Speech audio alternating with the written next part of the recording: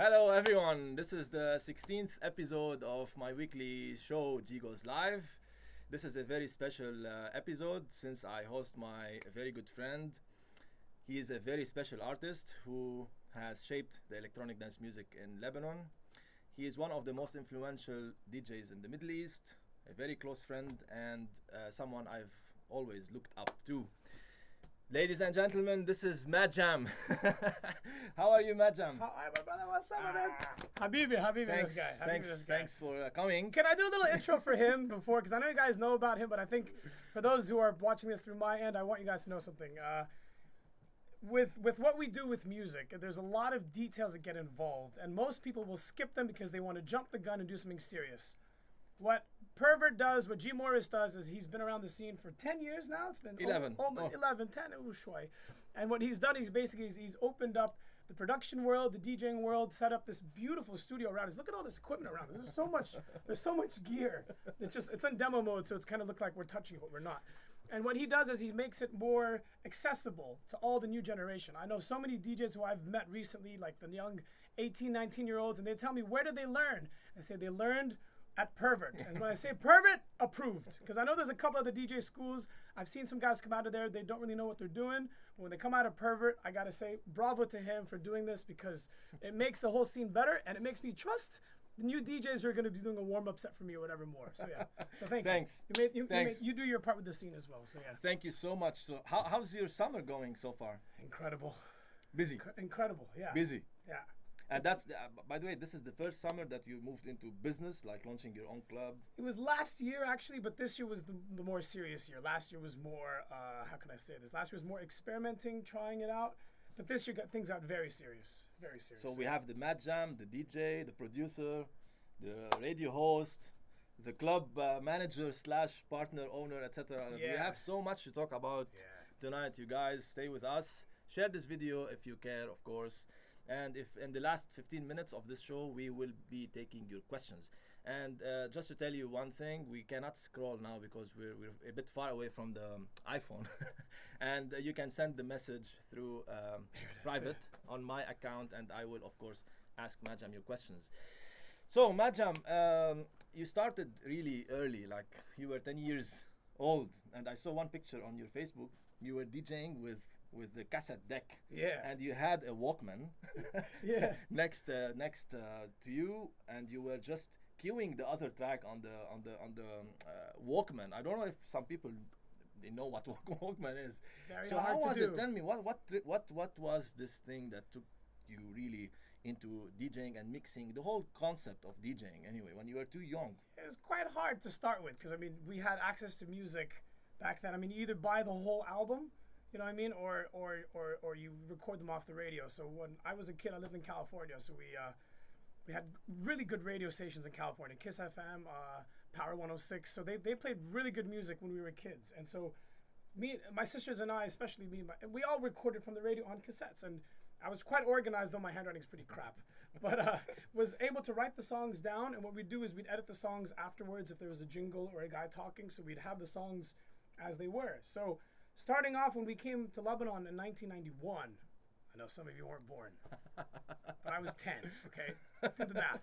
So what happened then is basically we took the music that we had and I was going to these parties, including my twin sister's birthday party, and I had the music available. So I was always, I mean, most of us loved music as a kid, but it's collecting it and organizing it to make all the difference. So I had it pretty organized at the time. Although, again, my handwriting was so bad, it was like code language. So only I understood what it was. But the rest didn't. But so I did that first couple of parties. Then people started hearing, oh, that was a good party. Can you come and do ours? And remember back then we were drinking like soft drinks and birthday cake and chips. And we were so like basic. We'd take a light bulb back then. We'd take the light bulb with markers and paint colors. So it wasn't even a moving head. It was just lights, and the white walls would be pink and red and blue and whatever it was. And that's how it was. And that's how it started. It was quite a struggle, but from the very get-go, my effort and my concentration were always focused on getting the music right and making sure people were happy. and not me going and slow dancing with a girl or getting another soft drink or having a piece of birthday cake. It was always about the priority was the music was priority. That's one quote you have in your biography as well. As long as the people are having fun, you have fun.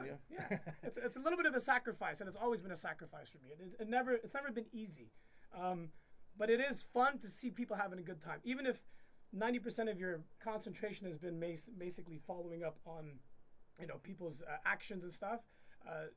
The last 10% when you get to enjoy the party is actually the best part. But yeah. And you were using on the side a Walkman, as I said. So that's when the concept of queuing happened. So how was it? What did you used to do exactly? So I mean, as you know now with DJs, what we mainly do is we're putting music together, and we're keeping this music kind of going and going, because the moment you have an awkward silence or whatever it was, the dance floor goes empty. So I was lucky because that cassette machine that I had, people think I was fixing cassettes. No, I was actually playing a party. But yeah, the cassette machine can play 2 tapes at the same time without one stopping. So it wasn't perfect mixing, but you had a volume control and equalizer. It was basic, but it ended up becoming really helpful. So we take the cassettes out. You get the cassettes as they were. You take your finger or a beak, because the beak was a perfect size that fits in that little crack, and you'd rewind it a little bit, and you'd put that back in the cassette player, and you hit the pause button and then the play, and you release it when the time was right. You let the songs mix for a while, but at least it wasn't beat matching, wasn't blending, but at least the music never stopped. We'd have dance floors. I mean, these parties, I was in 5th grade. We were 10, 11 years old. People would be dancing and sweating. We had pictures of people like drenched in sweat because we'd be dancing for 4 or 5 hours straight. And there's a lot of couples who got married 20 years later as a result of those parties. So again, it's just all about sustaining that flow, keeping the people happy, changing up the music a little bit. Then you play the slow song. At the time, we used to play some heavy metal like Metallica. We'd play like Enter Sandman in the middle, and we'd have the mosh pit where the girls go away and the guys come in the middle. And then I'd switch to slow right away. So the guys would be extra sweaty, and they'd have to do the slow dance to the girls. That was on purpose. On purpose. Yeah. Those ACS people know what I'm talking. ACS, IC, Eastwood, they all know. Yeah, so you were doing all those like school parties and birthday parties and stuff like that until like 2008 when you joined the radio station Mix FM. 2000 actually. 2000. I was still in high school when I joined Mix 2000. FM. Yeah, exactly. I made so many mistakes with years so far. He's a numbers guy. But yeah. So back then, when you joined the radio station, what changed from you being a DJ at like school parties and house parties? What changed like when you went inside the radio station? Well, the evolution was before the radio. I mean, the radio at the time, Mix FM, was still in its 3rd or 4th year. It was still growing. It was a dance music station. If anyone remembers what the station was, it was all DJs live, almost 24 hours a day. Even on Saturdays, there'd be a DJ who would get in at 8, DJ Dre, if anyone remembers. He would start at 8 p.m. and finish at 6 in the morning, non-stop. And the studio was literally 2 Technics, 2 CDJ 500s, the big ones with the... Yeah. and it was just all about DJing, playing live. So my evolution before that, after the school parties, was doing clubs. I did my first club when I was 13 at Summerland called Lealina, if anyone remembers Lealina. And there was one more at Coral Beach called something Bamboo, something with a B, I don't know, some kind of gothic voodoo name. I forgot the name of that one. And there was Mecano, for those who remember Mecano as well, which was a great club. But I was 13, 14, so we were still doing these parties, but because they became so good, we stopped doing them at houses. We started doing them at clubs, but like earlier. So we do clubs from like 4 or 5 p.m. It'd still be sunlight, and we'd go into these clubs, and we'd be playing music at a club, and the lights were there, and the proper sound system, and me and my cassettes, just going nonstop. So I kind of built a name within the local scene without really acknowledging it. I just kept going and going. We started doing events, stuff at Riviera, stuff at Jana Bet Midi. If anyone remembers Jana Bet Midi, Jana Bet Midi was great. I was like 16, 17, playing music to like 24-year-olds, and that was pimp. But what ended up happening after that is Roger and Kedin from Mix FM approached me. They heard about me. They knew that there was events that I was doing. So they said, hey, you want to start a radio show? I think I was still in high school. I was still 11th grade at the time. I said, sure. What's the concept? What do you want to play? I'm like, dance music, easy. I'll do like a 1 hour on a Friday. And funny enough, there was another show that was going to be on for jazz music on Wednesday. The show was called Club Frequency. So Club Frequency. It's till now. But my name wasn't Club Frequency. We didn't have a name, but they said, we axed that show. We said we're not going to play jazz on Mix FM. So they decided to say, but the name's available. I said, Club Frequency, perfect. It's the club on the radio. It's Club Frequency. How perfect is that? So it started, back in 2000, and it's been on air. Here we are 17 and a half years later, and I still do it every Friday. And you still do the radio show for the Emirates? And Emirates Radio, yeah. Emirates Airline. That was a nice surprise as well. I mean, everything evolved kind of at the right time, at the right place.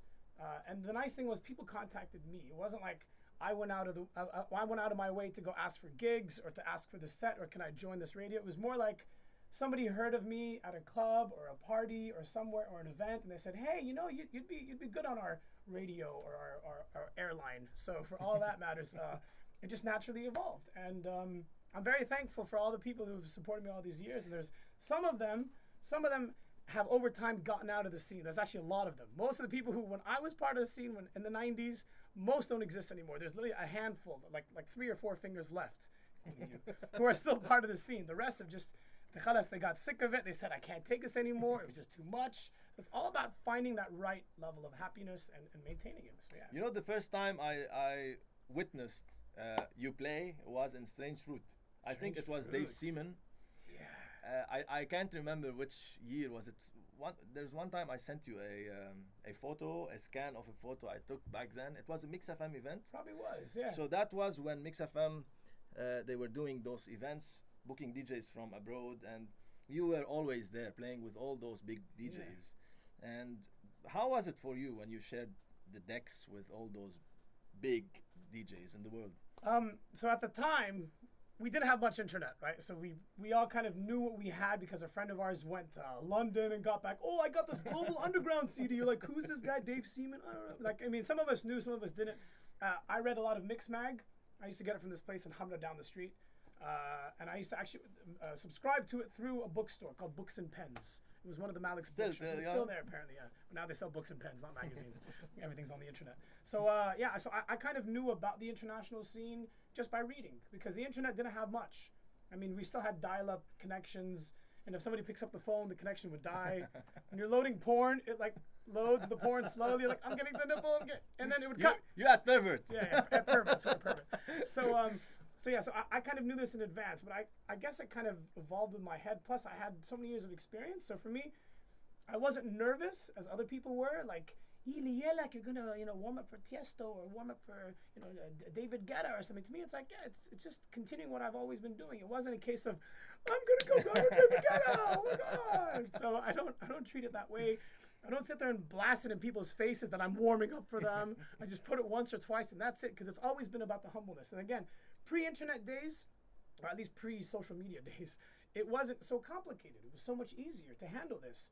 Now you have to talk about it before, talk about it during, talk about it after, and then write a report, and then upload an album, and then put the story. Yeah, Snapchat, thankfully. So yeah. By the way, so many people, like the new generation, the young people who want to become DJs, and I always get this question, and I got also a lot of questions to ask you, nice, which I will also ask you maybe later on, but they all want to go from being bedroom DJs to club DJs or mobile DJs, playing with all those international names and stuff like that. So when you were sharing the decks with all the big names, like you played with everybody, the list is endless.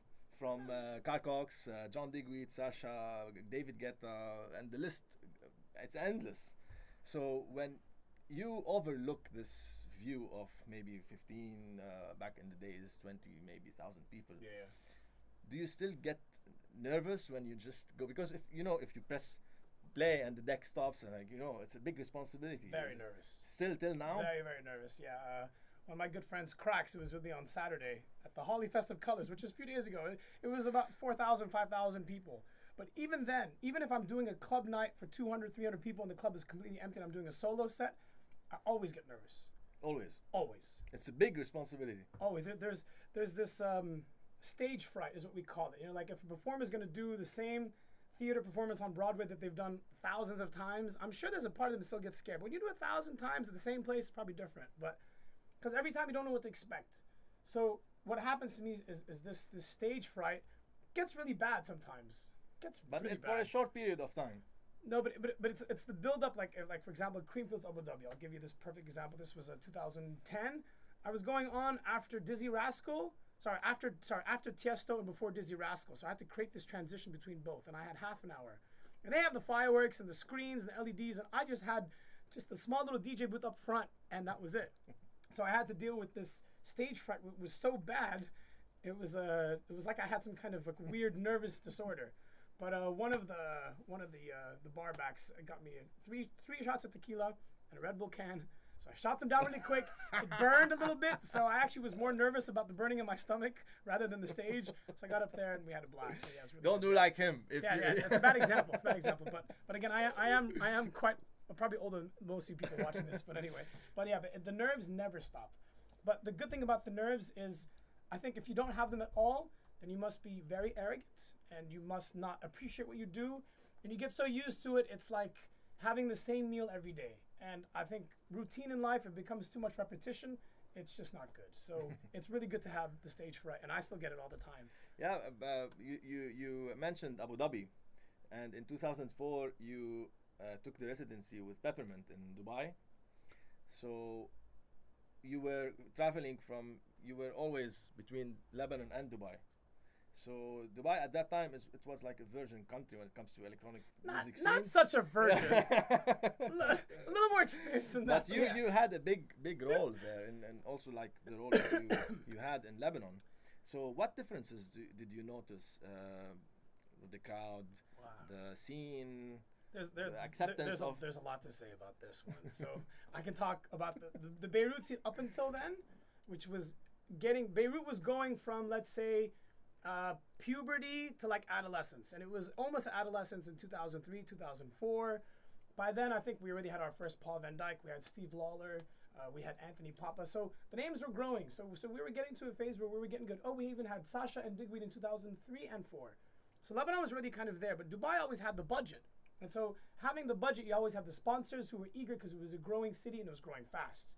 But what was cool about Dubai then was it was an intimate city. Like we have a club that was in Data. If you know what Dubai is, we're talking Data at the Hilton Creek.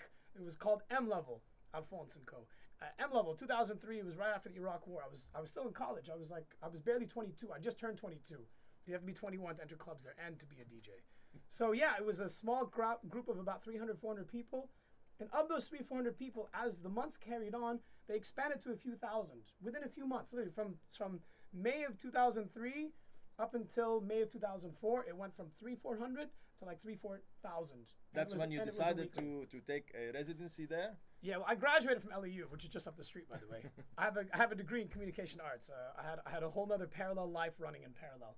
But at the time, the Lebanon scene, like the Lebanon economy, it's kind of like now, right? Whoever, 16, 13, 14 years later, and it's still the same level of confusion. So back then, it was like the dream to go to Dubai. And I'm sure the new graduates still say, "I never did Dubai." It's still the same rhetoric, and here we are, in 2017, still talking the same. But I went out there mainly because I needed a change of life, and I was going there every other week when I was still in college in LEU. I'd leave class on Friday to catch a plane. I'd leave the class a bit early, and then grab a plane that was Air Arabia, which was $100 round trip to Sharjah. So it was okay to do the residency every Friday while I was still living here. By the time I graduated, I'm like, I'm moving. So I moved there, and Per-vurt was still evolving from what was an event in a hotel ballroom, and it grew into a proper club that was once a week. It was every Friday. And it was a huge club. But I witnessed the evolution when it went from literally just a small little room of a few hundred people to this massive 2,000 capacity club. And we had Satoshi Tomei, Eric Murillo, Steve Lawler. These are all in the first few months. So it was like, wow, we can do this. It's great. But again, of the thousands of people, it was very intimate because everybody knew each other. And we were not distracted by cell phones. we will talk about that. Yeah, we'll talk about this later. Yeah. Have you taken part of like in booking DJs and stuff? Or of course, yeah. I've been part of that for a long time. And the funny thing when you book internationals is back then it was much simpler. It was like a simple bank transfer or half the transfer, and then you pay them cash on the second half. I mean, I can't even tell you how much David Guetta got in 2004 when he came to Beirut versus 2008. Huge difference. Injection. But before that, it was very simple. They just had a technical requirement. You would say, we have this, but we don't have this. Fine, the DJ would bring the effect with them, and that was it. It was so simple. Now it's a list of hotel and chicken wings and champagne, all this. So to me, maybe they want to take less bookings, kind of retiring in a way. No, I'll tell you what it was. The DJ, and I'm sure a lot of guys and girls would agree with me on this, that the DJ up until 2002-3 were not superstars. We were still just doing our thing, and some of us still do it as we were. The changing point that changed everything was the Tiesto DVDs. Anyone remembers those DVDs that came out, those Tiesto album DVDs? That's what, Liddy, I'm not going to lie to you, it made my life better. Because before that, you know, like my dad still frowned upon what I do. He still thinks, oh, you're DJing tabla team hadalla cake, you know. He never approves. He still doesn't approve, by the way, just so you know. My mom is okay, but my dad's like, he doesn't admit to my face, but behind my back, he would accept it.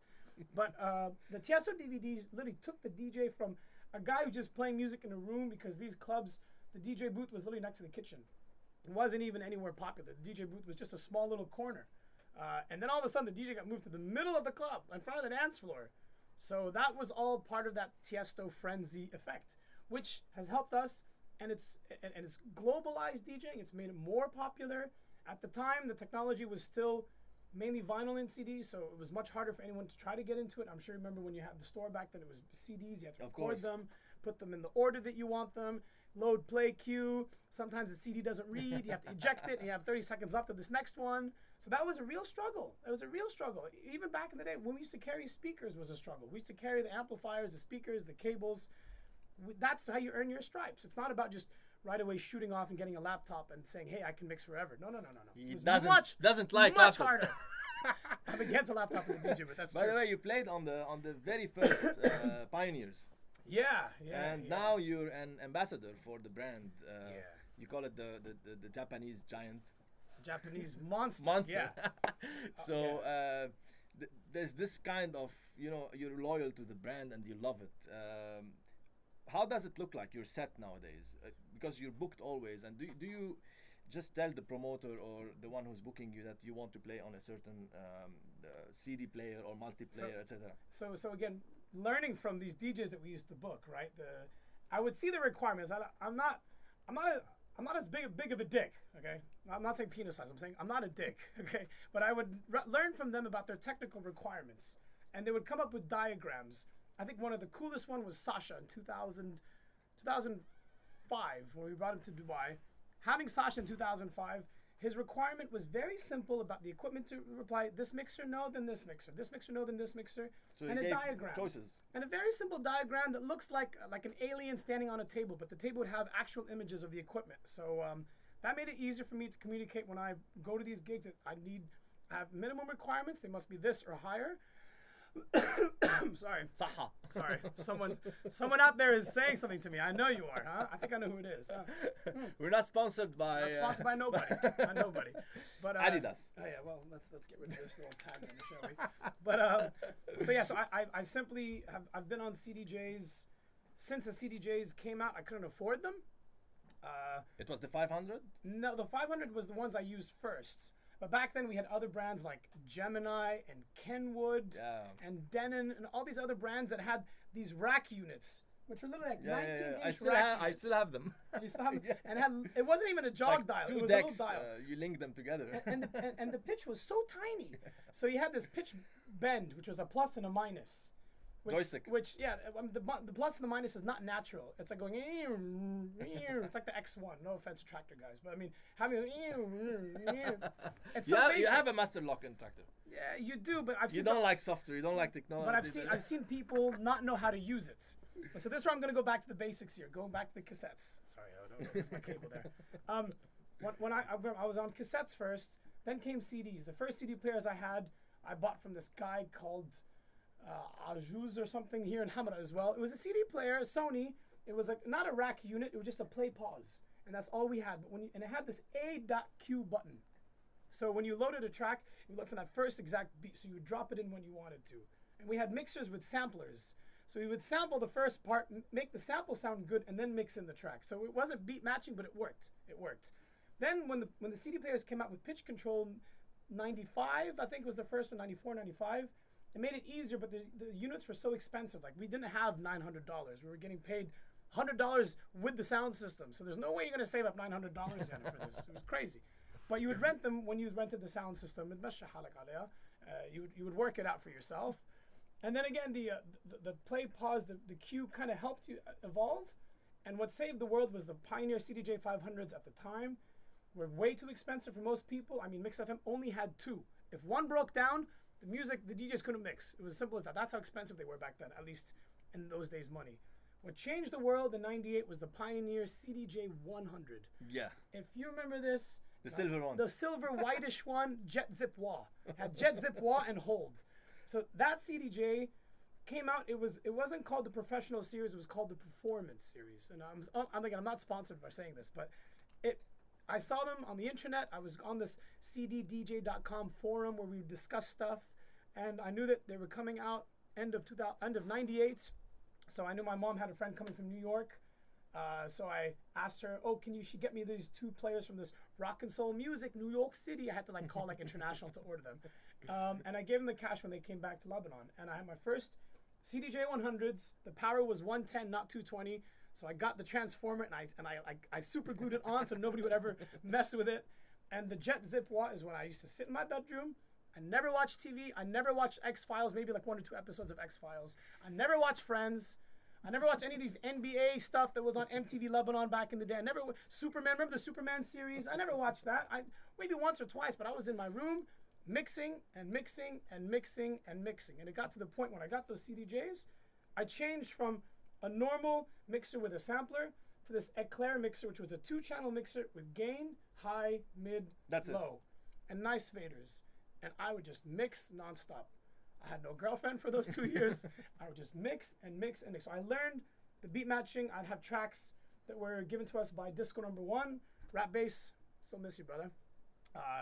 Big influence who made a lot of things happen for me, thanks to him.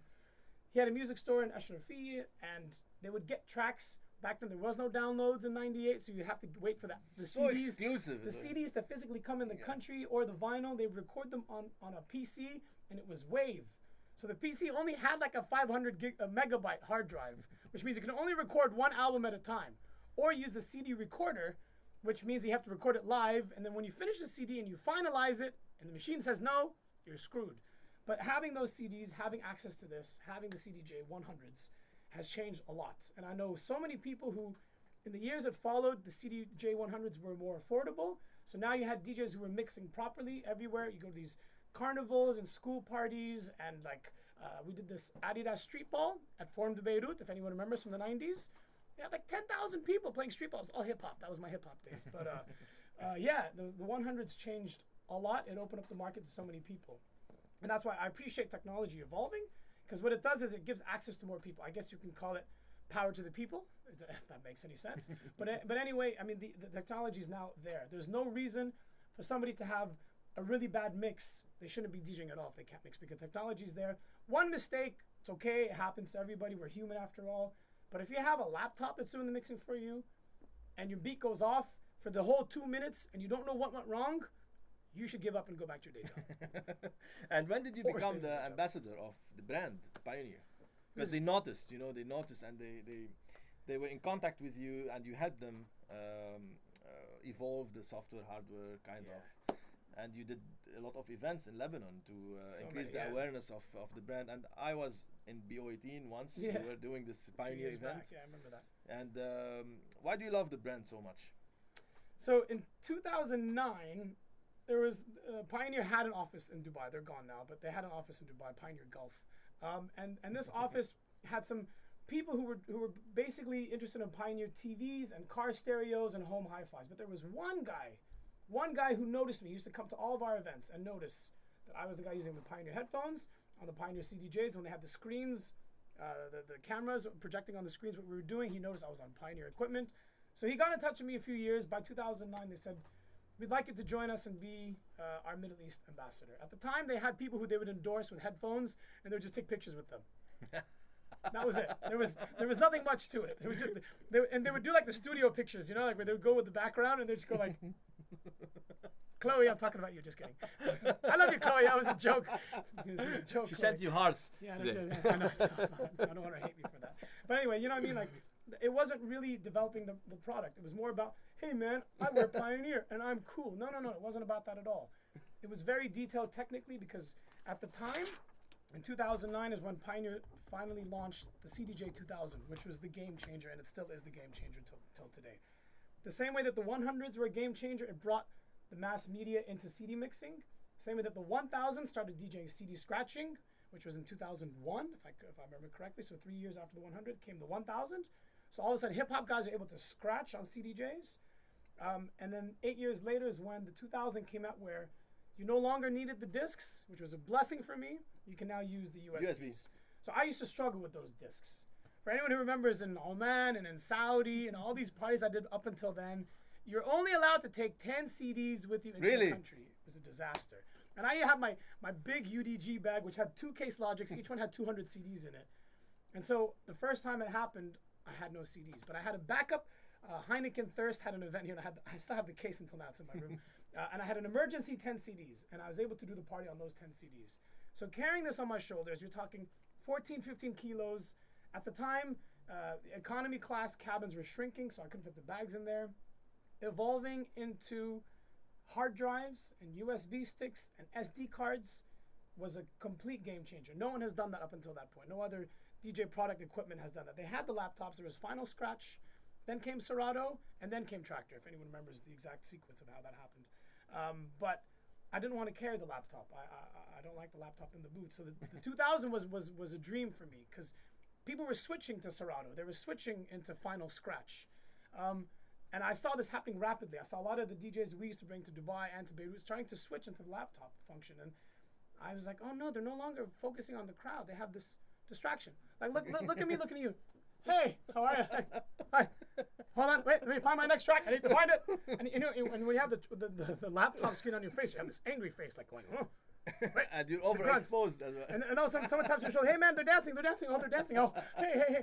Wait, where's that damn track? I'm trying to find it. So I'm against this laptop in the DJ booth, unless I know 10% of the DJs that I know are using it right, because they put it on the side, they only look occasionally, or they use the HID mode, which means the track name is loaded on the screen. But having this was not going to happen. So got to the point where I was going to move into another brand. There was another brand of DJ equipment that was ready to settle, and I held up for a few months. You know how they say good things come to those who wait? So I held up, and Pioneer contacted me and made me sign a few pieces of paper, which, so I can't tell what those pieces of paper were, but basically here we are 8 years later, and I'm one of the developers for Rekordbox. I'll admit that. I think half the country knows that already. I get calls like on Friday night at midnight going, hey, look, Madjam, I have a problem. It's not analyzing the track, and when I export the USB, it's not working. What do I do? But guys, I have a gig too, so I'd love to help you, but I'm kind of busy as well. But Rekordbox development has changed completely. It's made my life so much better. It's made the DJ's lives so much better.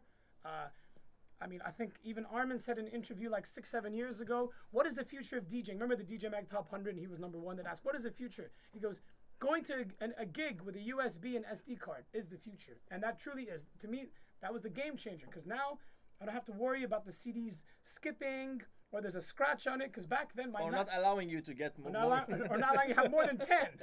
Oman and Saudi, because they think it was porn. And I'm like, guys, we have the internet, right? Yes, we do. So why do you need me to bring it in? We have enough. You have the Chinese woman who walked out and said, you want the video, you want. But now it's okay. Now it's much better than that. So yeah, it just made things so much easier.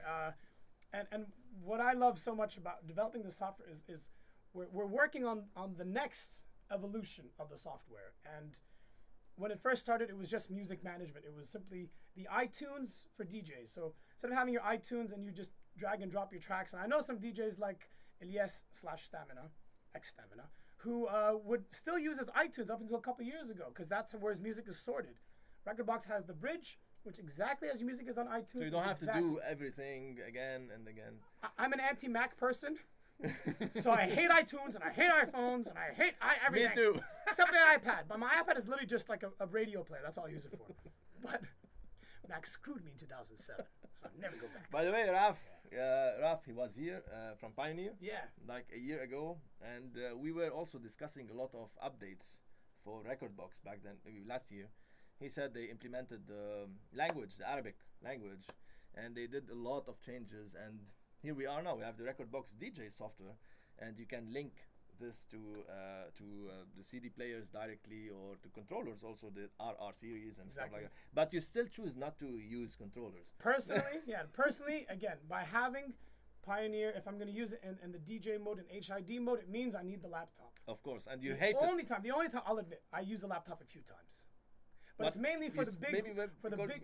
No, not for searching. No. Since the Nexus 2, I don't even think about it. It was for the Red Bull X Fighters or Air Race, which are these big events they do like in the Emirates where you have 15, 20, 80,000 people. And one of the pilots, I don't know, he crashed his plane. It never happened. But let's say a motorcycle guy had a small accident and you have to fill the music quick. By having the laptop there, I was able to sort like the national anthems, the tracks for the riders.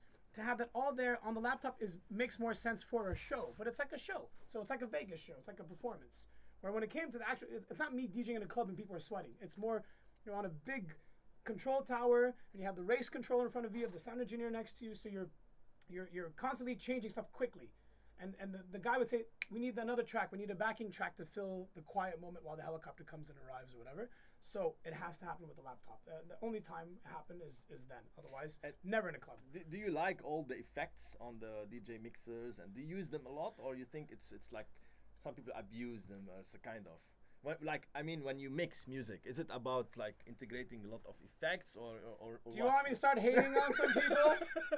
Hold on, I need a recharge for that one. I don't know if I'm ready to start hating on certain people. I'm not gonna mention any names, I promise.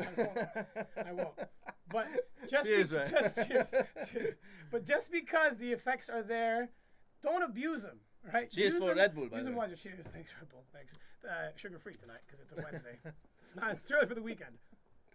By the way, G.GOES Live is not sponsored by anybody.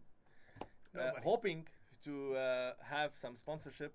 The show is growing with names like Madjam, and I had previously Elias, Samina, Nesta, Gunther, Jason Kakush, and so many others, and so many more to come. So about effects. Okay, so the most basic thing, and I'm sure you learned this with all your students. How many? Can you give me an estimate how many students you've had? Hundreds? According to our Hundreds. application. Total far, It's like graduated. the applications now is number. The application number for both production and DJing is 846. Total. What is the estimate of how many بدكون DJ مثلك? How many of those? I just want to know. I'm curious to know. I told you that Half? once. No, wait. I told you this once. In every single, in the second session of the DJ course, you're always mentioned, and you're in the syllabus. I give the example of you as in explaining what a warm-up set sounds like. Cool. Because in my opinion, from the days I used to club, like go early to hear your mix. When we had more hair on our heads. Yeah, I remember that. And You revealed it. You took it off. I think he's gonna take it off. Wait. He said, "I'm playing Blue back today." It's going natural. Yeah.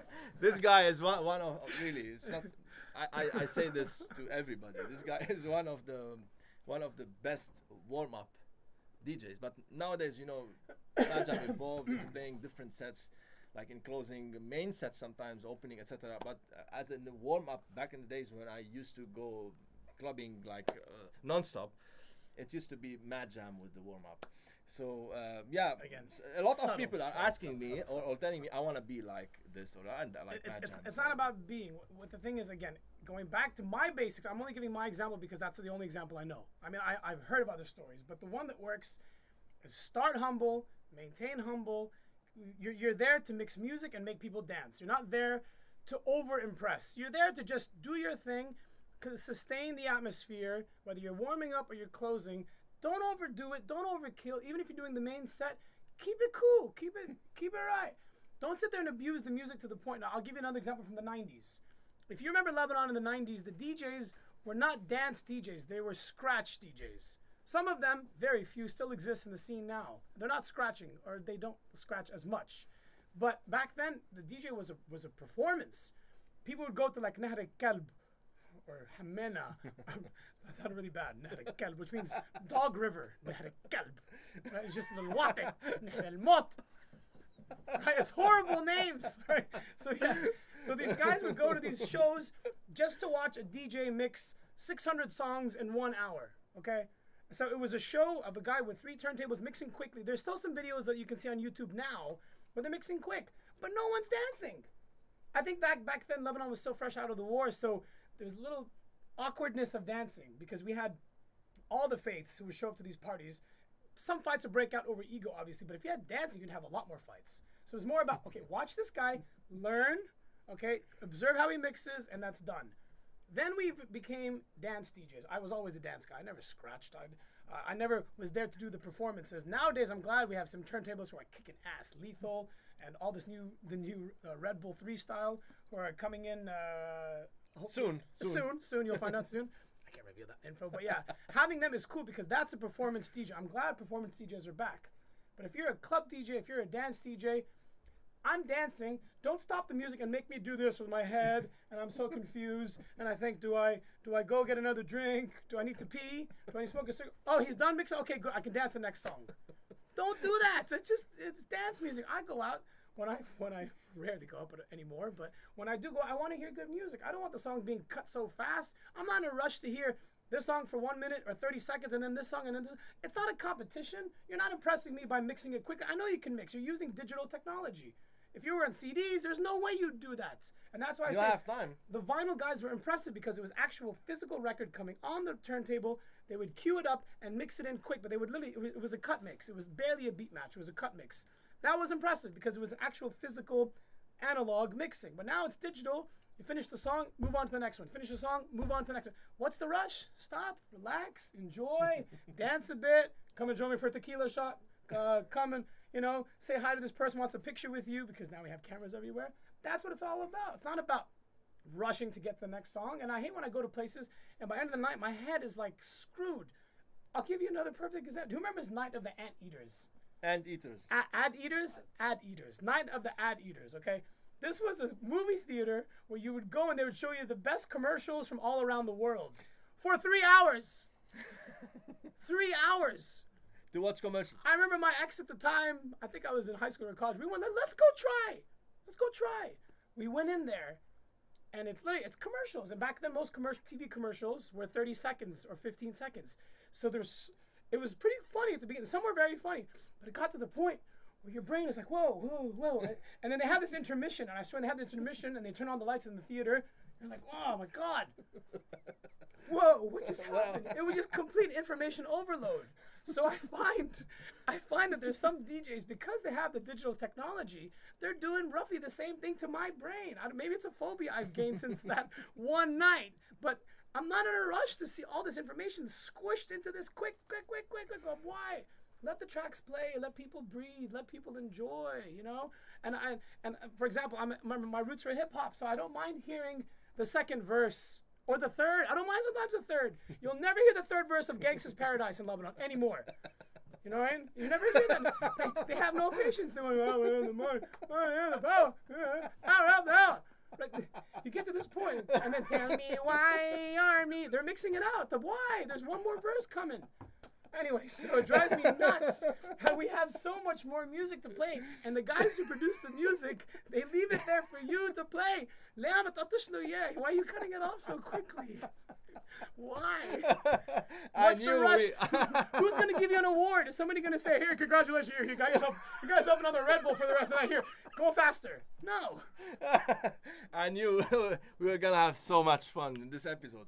By the way, we have some comments, but unfortunately, you guys, as you know already, that I can't scroll because of the Facebook system. So please send your comments to the to private message. Facebook.com. Oh yeah, if you're on Facebook, yeah, you can send the messages there. I saw one earlier, by the way, when I was talking.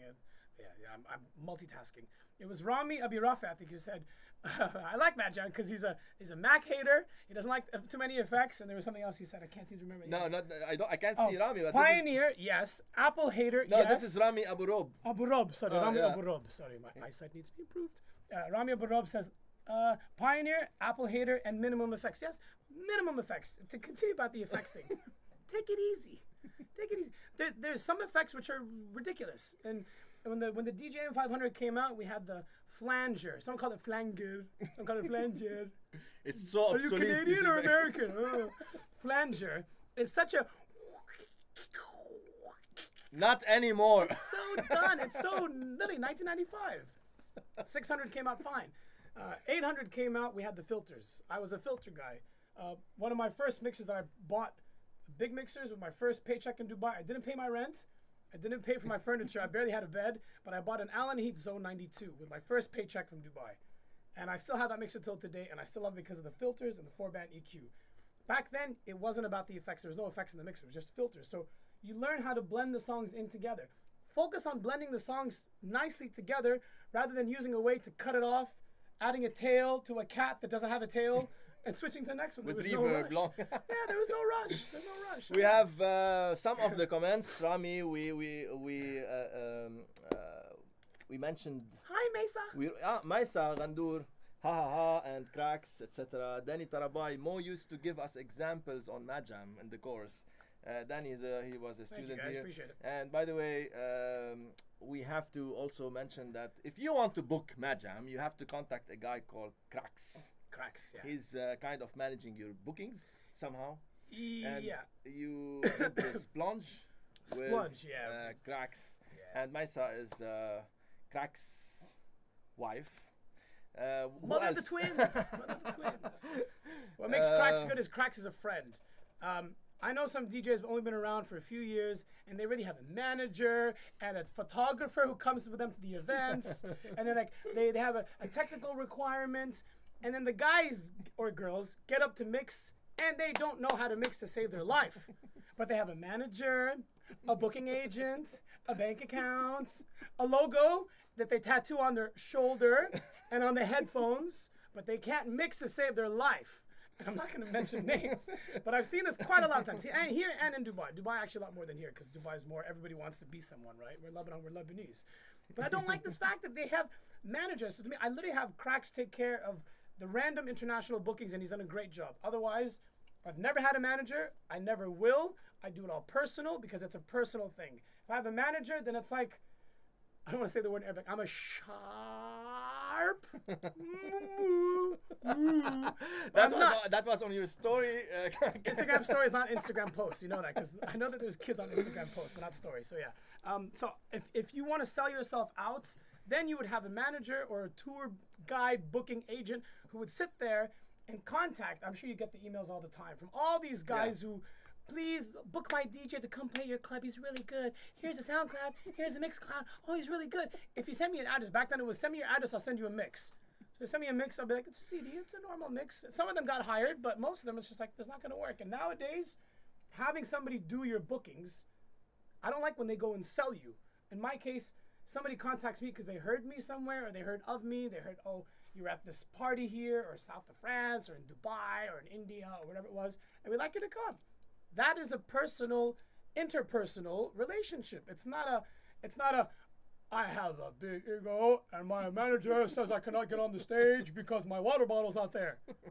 And again, the guy can't mix. And maybe girls. Yeah. By the way, you chose to broadcast your Club Frequency show. You are recording your live mixes when you're playing. Yeah. And you're just, because, I'm one of the people when I'm sitting just, taking a break from production. He takes a break. You take a break? You have time for a break? Do you watch series? Of course not. Oh, exactly. We don't watch Sometimes Game of Thrones. Everyone's talking about Game of Thrones these days. I'm like, don't spoil it for me. I'm I don't know who what Messi the hell are they is. talking about? I don't know who Messi is. I learned who he is because somebody put a emoji of a messy face. And I was like, I don't know who this guy is. And then there was shit splattered on his face. I really don't know who the guy is. That's how. Good, but it's it's a good idea. I don't know, because when you hear radio show is different than live. So we tend to, example in my show also on Proton LA, I played music that I never played live. So it's different with your show. It's like a showcase in your case, yeah. Yeah, but I don't really play showcase in your a case. lot of my label tracks, unfortunately, and my artists are really, really angry about that. But I like to build some kind of a story, etc. But anyway, your show Club Frequency on Mix FM till now, like most of the times when you broadcast, you just upload the mix you recorded previously in some of your gigs. So when you want to record that, live? Because I always hear the ambiance of the crowd, etc. Yeah. So what do you use for that? How do you do it? How do you record that? Okay, so to go back to the radio show, because it was like that was 2 in 1. The radio show part, I agree with. Back then, radio was more listened to at specific times because we had less places to go. Beirut, if you remember, didn't have a single proper club until like 99 or 2000. All the clubs were in Junior, so most of us would hang around, go to a bar, or some of us would just be at home. And at home, your internet wasn't fast enough to watch video or YouTube, and your satellite TV was full of like really weird like Polish porn or some boring game that you don't care about.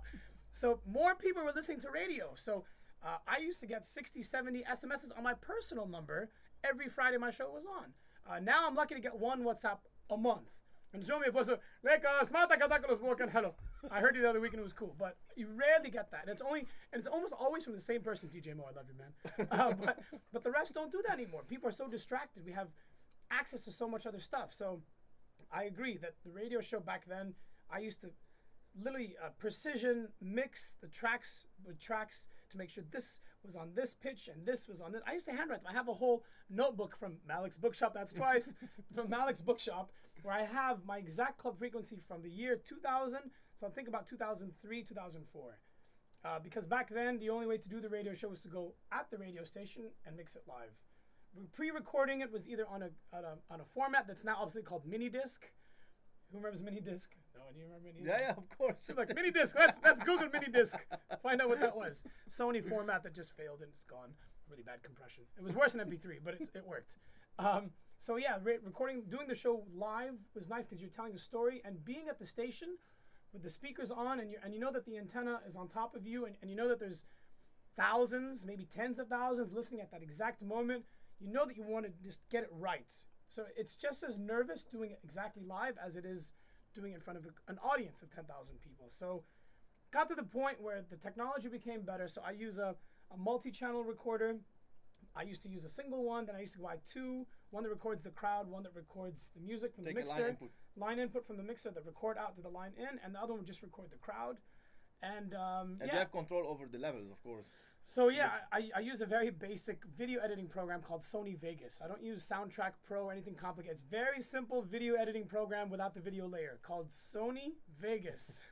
It's like SoundForge but with multi-channels, and it's perfect. You just open up this file, and you fine-tune them, and you get them where you want them. If the crowd is not saying anything, you keep it kind of low. If the crowd are too annoying, sometimes there's always one guy going, ah! And he's right in front of your recorder and it's in front of the stage. That guy, you kind of have to filter him out, but just you can see from the waveforms how it is. Or you can compress the thing like sidechain compression. You could, no, but then it's unnatural. And it's going to get compressed when it gets on the radio or on Emirates Airline, or if it gets on SoundCloud, it's going to get compressed further. So I use a multi-channel recorder. At the moment, I'm using an R26, which I have here, but it's out of frame. Should I show it? Do I have enough power cable? All right, here it is. Voila! Impressed? I've had this since 2011. It's a Roland R26, okay? And a lot of guys have bought this in Lebanon because they said, Madjam uses it. I want to buy the same one. They think just by having the recorder, you can get the same results. The results are not from this recording. The results are what you do in post. So it's like a video guy filming, I don't know, an interview with Haifa Wehbi. He can record the best interview, but it's all about what he does in editing, right? So I don't really edit the music. I just process the songs better. 2 built-in microphones, 2 XY, which picks up the stereo, and then the omnidirectional, which picks up the wider range of the room. So if it's a closed room, I'll shrink these. If it's a big wide open space like an arena, I'll open these up further. And it's a 6-channel recorder. You can do it all in post. I don't sit there and listen to every single minute of the recording. Like Saturday's recording from Hollyfest was processed in like 30 minutes. The one from Zarur on Friday, it was a 5-hour set. I processed that like in 25 minutes. So take the card, plug it in, it's in post, open up the multi-channels, fine-tune them a little bit here and there. I have secrets that I can't tell you about EQ and compression and what's on the master channel. But in general, you get the idea. And it took me 4 or 5 years to perfect exactly the right settings. And ever since 2009, I've been using the exact same settings. Even though I changed the recorder, I use the same settings. Great. Roland is a great brand as well, which I also deal with. It's an amazing brand. I have a lot of Roland here from drum machines. Half of this is Roland. Yeah. And there's Tascam, there's TIAC, there's some cheaper ones. Yeah, I used to use Tascam. I used to use Tascam as well. There's also Eddie Roll, which no longer exists, which is Roland's cheaper one. There's also another recorder, which is called Zoom. I bought one once. The week after I bought the Eddie Roll, I used the Zoom one time at one of the One Big Sundays, and I never used it again. It's just so flimsy and plasticky and cheap, and it wasn't stable. The MPEG compression wasn't good. So the Roland, it's exactly what we need. It's perfect for bands too. If you record a band's live set, you put this in the front of house, records the crowd reaction, and records the mixer output, so you get a perfect live recording. Yeah, some producers, they use it in nature, for example. They record the sound of nature, thunder, storms, etc. They use this for some interviews as well. Interviews, and even for I should get TV one. shows. It's really good. The microphones are plasticky, but I mean, as long as you put it in a good case, it's really good. And so yeah, by having the radio show with this live, it adds to the real fact that it's a live mix. It's not somebody in a studio. Like I remember back in the days when we had these live recordings, and a lot of the DJs did this, live from X club, and you'd listen to it, it's just music. It was just so flat and bland. Eventually you skip a bit through it, but it's so flat. There's no processing, there's no EQing. You can remaster, because remember that every sound system has a bit of processing, every sound system. So if you're recording straight from the mixer, you're getting the most flattest sound, even if your mixer is a good quality mixer. If you want to share a set online, especially nowadays with MPEG compression or with A-FLAC, whatever it is, you still want to process it so it sounds warmer. It's kind of like adding analog warmth to something. So again, those are the techniques that I keep a secret, but the way that I do it, it works perfectly with the crowd. If I use the mic a little bit, I do use the mic. It's okay. I've been using the mic since I was 10 years old. They say, yo, I'm talking too much. Sorry, it depends on the crowd. By the way, I won't talk at techno parties, okay? I'll give you a short break because I have good news. And I just discovered this for the first time. And this is the 16th episode of G.GOES Live. And I just discovered something that I can actually see all the comments and all the people joining. And I can interact with you more. I just found out about it just accidentally, and I will go through some of your comments, your questions maybe. Come on guys, give it to me. Be critical. I want the critical stuff. The compliments, thank you, but no, it's like good news. Today was a great day. Baligh Slayman saying great episode. Cynthia Lahoud giving us a high 10. Emoji. There's a movie now called Emoji. Hey bro, how you doing, etc. What a beautiful episode. Madjam, you rock it, from Hussam Plus. We also have George El Yasamin. He's a great artist. He's also on my label. Right. G and Madjam, wow, enjoy guys. So many comments, so many people joining. By the way, you guys, if you would share this, we would have more interaction as well. It's one click away. You just click on share and that's it. We have so many people in Lebanon. We are Lebanese. Dani Tarabai, your friend Donald Watts. Donald, you had a question, and we will go through questions. By the way, don't forget Indike Ahmad, Salute Madjam from Hani, and we also have a lot of comments. Man, I love him. Best episode ever. More used to give us example on Madjam, and so many other comments. What a good guy, man. What a good guy. See, I do have something psychological to tell all of you.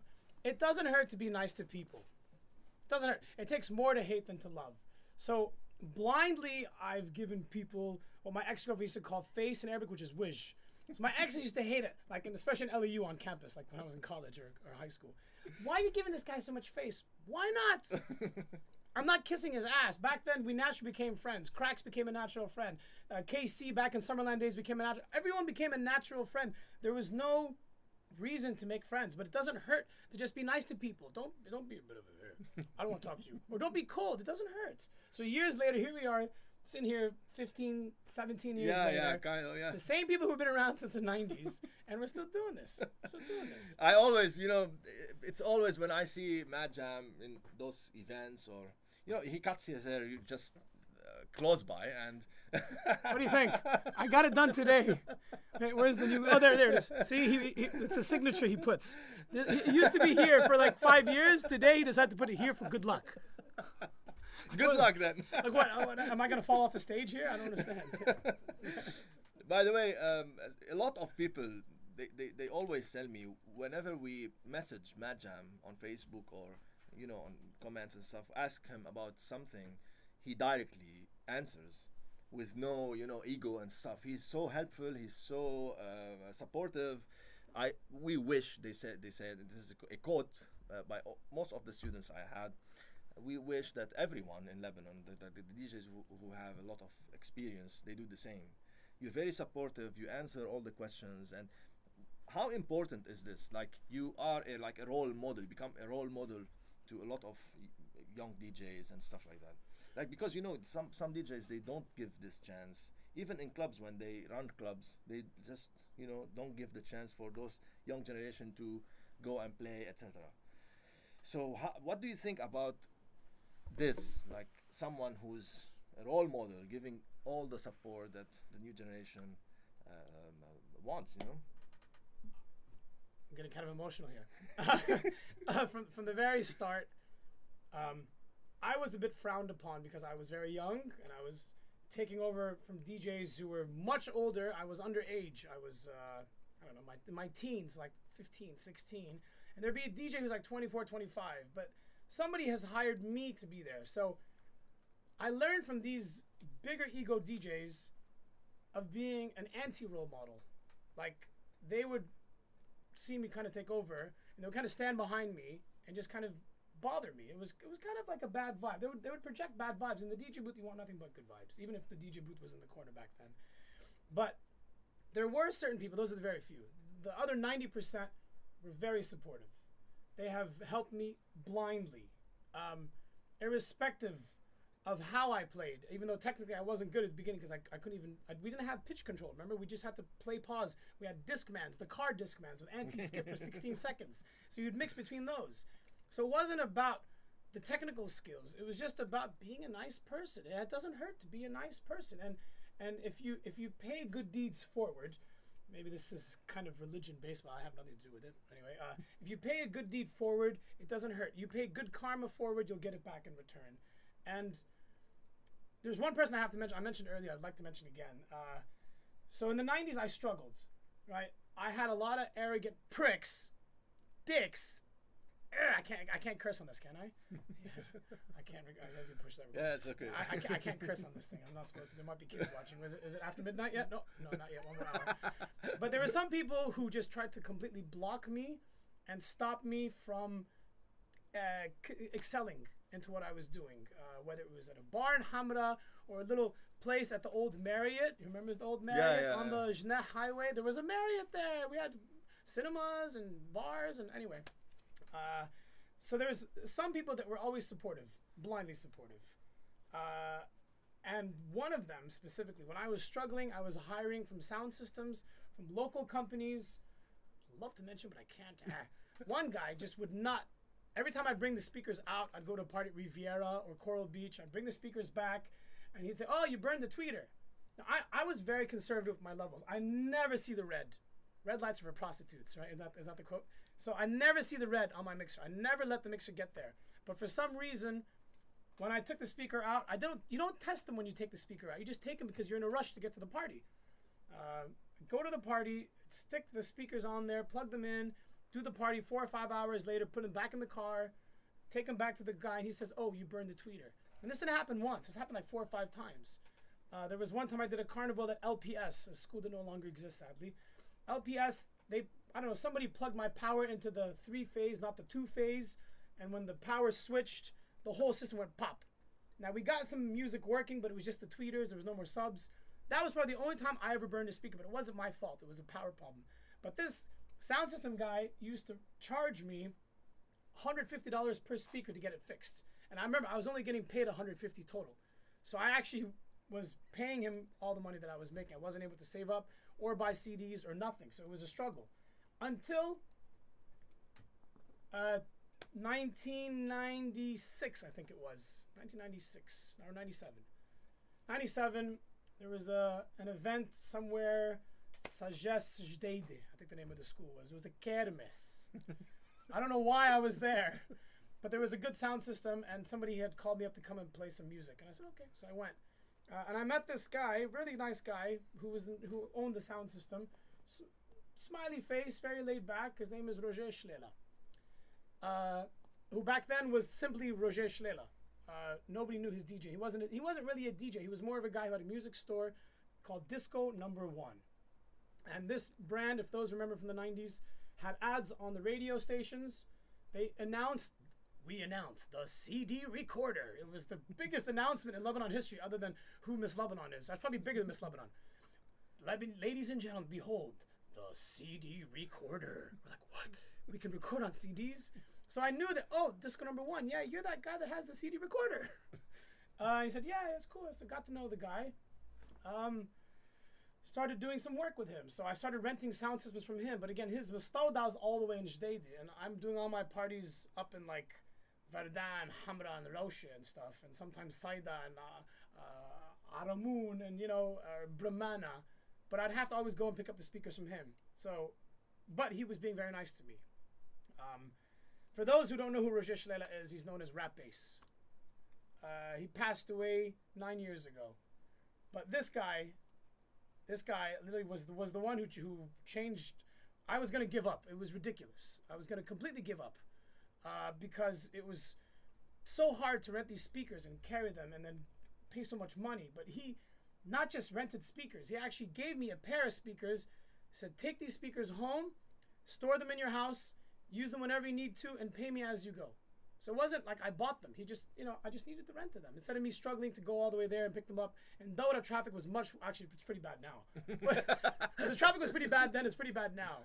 But yeah, it was pretty bad, the fact that I had to go all the way there. And he blindly gave me speakers and an amplifier, and I would use these on almost a weekly basis. Then we had an event at Per-vurt Hall, and I need to put ads on the radio, and he was Rap Bass on Wednesdays, playing the Rap Zone with Rap Bass on Wednesdays. And I went with him once to Mix FM when it was back in Ashrafi, like in the Rumail. It wasn't where it is now. And he introduced me to Mix FM initially. So he kind of opened doors to me that have been part of my building block. And so, like I say, it doesn't hurt to be nice to people. By going to this kermis in Jdeidi, by doing this event at Per-vurt Hall, he would show up in full support. He was nice to me. I was nice to him. It didn't hurt nobody. And if anything, it made my life a lot easier. I was really in a state of struggle and denial. My grades weren't good at school. I even repeated a year, but the music never stopped. My dad and you're talking about him now. This whole thing of being nice. It's just being you, as in essence. It's just linking people together somehow, not blocking the way. And here you are now talking about the guy, good things, etc. So it was very hard, man. Again, it didn't hurt to be nice, and so he made life easier for me. And he wasn't just one; he was one of hundreds. There's probably thousands. I was initially the same level of nice to. Some of them were haters, but I still am nice to them. There was some that would complain about me online. On these forums, it was before Facebook, and I would know their nickname. I'd know who they were. There was a Lebanese ravers. I know. There were so many haters of the ravers, man, and I knew exactly who they were because you'd find out. And to my face, they were nice, but behind my back, I heard what they would say. And one time, I actually heard him speak behind the DJ. I heard him say, "Lek Haida, look at this guy. I don't like the way this guy is. Yeah, he thinks he's all that." And I knew who this guy was.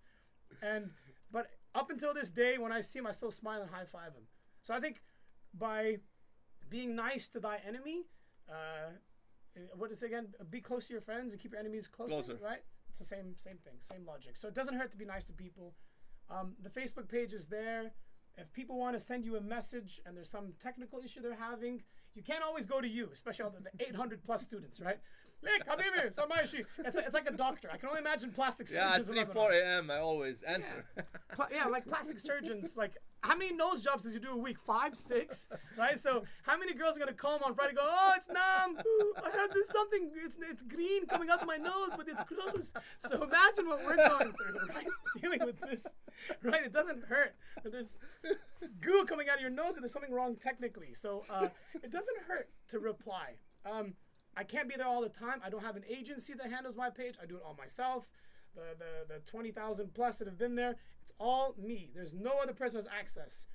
I've given limited access to one of my friends just in case something happens to me. Hope not. If a plane crashes or something or whatever, at least he has access to it so they can keep the page going. But otherwise, you do it all yourself. Reply to everybody. Help them technically. Help them excel. Give them the advice they can. And and my problem, it's not me. It's not me doing this. It's the others who are not doing it. It's not my problem. I would happily reply to everybody. And relax. You learn so much from people about their experiences with certain equipment or with a certain Kingston stuff, 8 gigabyte USB that didn't work. So I would remember that, and that would help me help the guys in Japan say that there's a problem with certain USBs. So it doesn't hurt. It doesn't hurt. But you know, you're kind of active on social media and the story things, and it's, how do you really promote yourself? And what do you think of this whole wave of social media selfies? You mean self-promotion? Self-promotion. You mean sponsored posts? No, I don't mean that. I mean the social media thing in general. You know, back in the days, we didn't have Facebook. It's a distraction. It's a distraction. And you see people just taking a lot of selfies it's a complete distraction. I mean, the biggest distraction back in the day was finding a cigarette and lighting it for those who want to smoke when they're partying. It was so hard. And the only thing you would see from the DJ booth is like you see the flame. You know what I mean? Now you see all this. Now you can tell when someone's bored, or someone not bored but ADHD. Again, it used to be called ADD. Apparently now it's ADHD. People's attention span, including our parents, by the way, with their WhatsApp forwards, are much worse these days. So their attention span's shorter. So if you remember tracks in the 90s and the early 2000s, we'd have tracks that were 10, 12, 14 minutes long. The tracks were journeys from beginning to end. Now I think some of the underground tracks, I got an underground track the other day that was like 2.5 minutes. Like there must be something wrong. There must be something wrong. I checked the file. I thought it was a Lebanese internet problem. It turns out, no, it's just, that's a track. It's 2.5 minutes. There's something completely wrong. So people's attention span has become so short, and what social media has done, that's just on the dance floor, what social media has done to all the DJs is people can now self-promote themselves. I think I've never physically paid myself for a post. If you've seen paid, it's because I mentioned a brand. And they pay for it? And the brand, they're paying a continuous amount of money to Facebook anyway. So naturally, when I just tag that brand like Tomorrowland or Pioneer or Smirnoff or Red Bull, it will naturally get more just because I mentioned that brand. That brand is paying.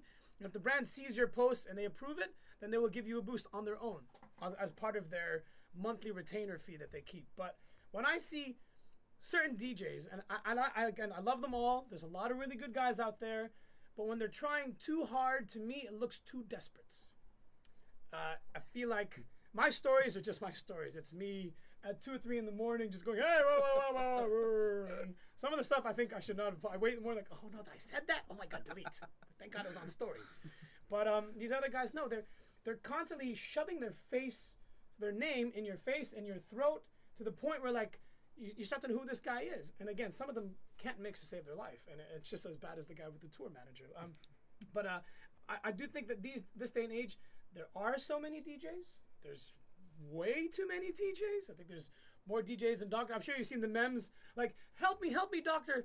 Somebody's having a heart attack. Sorry, I'm a DJ, and I'm a DJ too. Have you seen this meme, this one that came out? Like, yeah, it's great. Sorry, I can't help you. I'm a DJ. So that is the future. But at the same time, who's actually making it as a living? And those who are trying to make it as a living, I understand.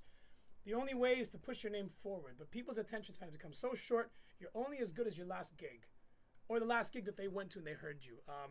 So if you're not constantly reminded of the person, if you're not embracing them, even if you like their page but you unfollow them, you're not going to know about them. And it's kind of sad how there's very few left in the world. And this is a global problem. It's not just local DJs. This is a global problem. When you look at the DJ Mag Top 100 10 years ago or 13 years ago, almost every single DJ you were curious about. Some you knew, some you didn't know, but you would be curious about them. Now there's names you've never heard of before because they boost promotion, or also the fact that they're being exposed to a much younger, much more active online generation, which give them the boost. But when back in the day, the DJ Mag Top 100 was actually people writing on a postcard to vote for the DJ. Yeah. So it was very selective people who would do this. And now it's just click, click, click, click, click, click, click, and you click so much anyway. Then what is it? It's your mouse battery. You change it like every 6 months to 1 year. So it's no longer credible, if I can say that without being offending to anybody. It's no longer credible if, ooh, cool, this guy's traveling here, but it's a sponsored post. The sponsor to me, if it's a DJ who's like, let's say, oh, I'm doing a gig in Dubai. It's probably his first gig in Dubai in like 1 year. And he goes sponsored. To me, it's like, why the boost button? You don't tell me you clicked that by mistake. Because when you click the boost, it goes in credit card information, expiry, what's your CVC2 number, target, etc. It wasn't a mistake. And then I've asked some of these guys, like, why did you boost your promotion? I'm just curious to know. He goes, well, you know, I want my fans to see it.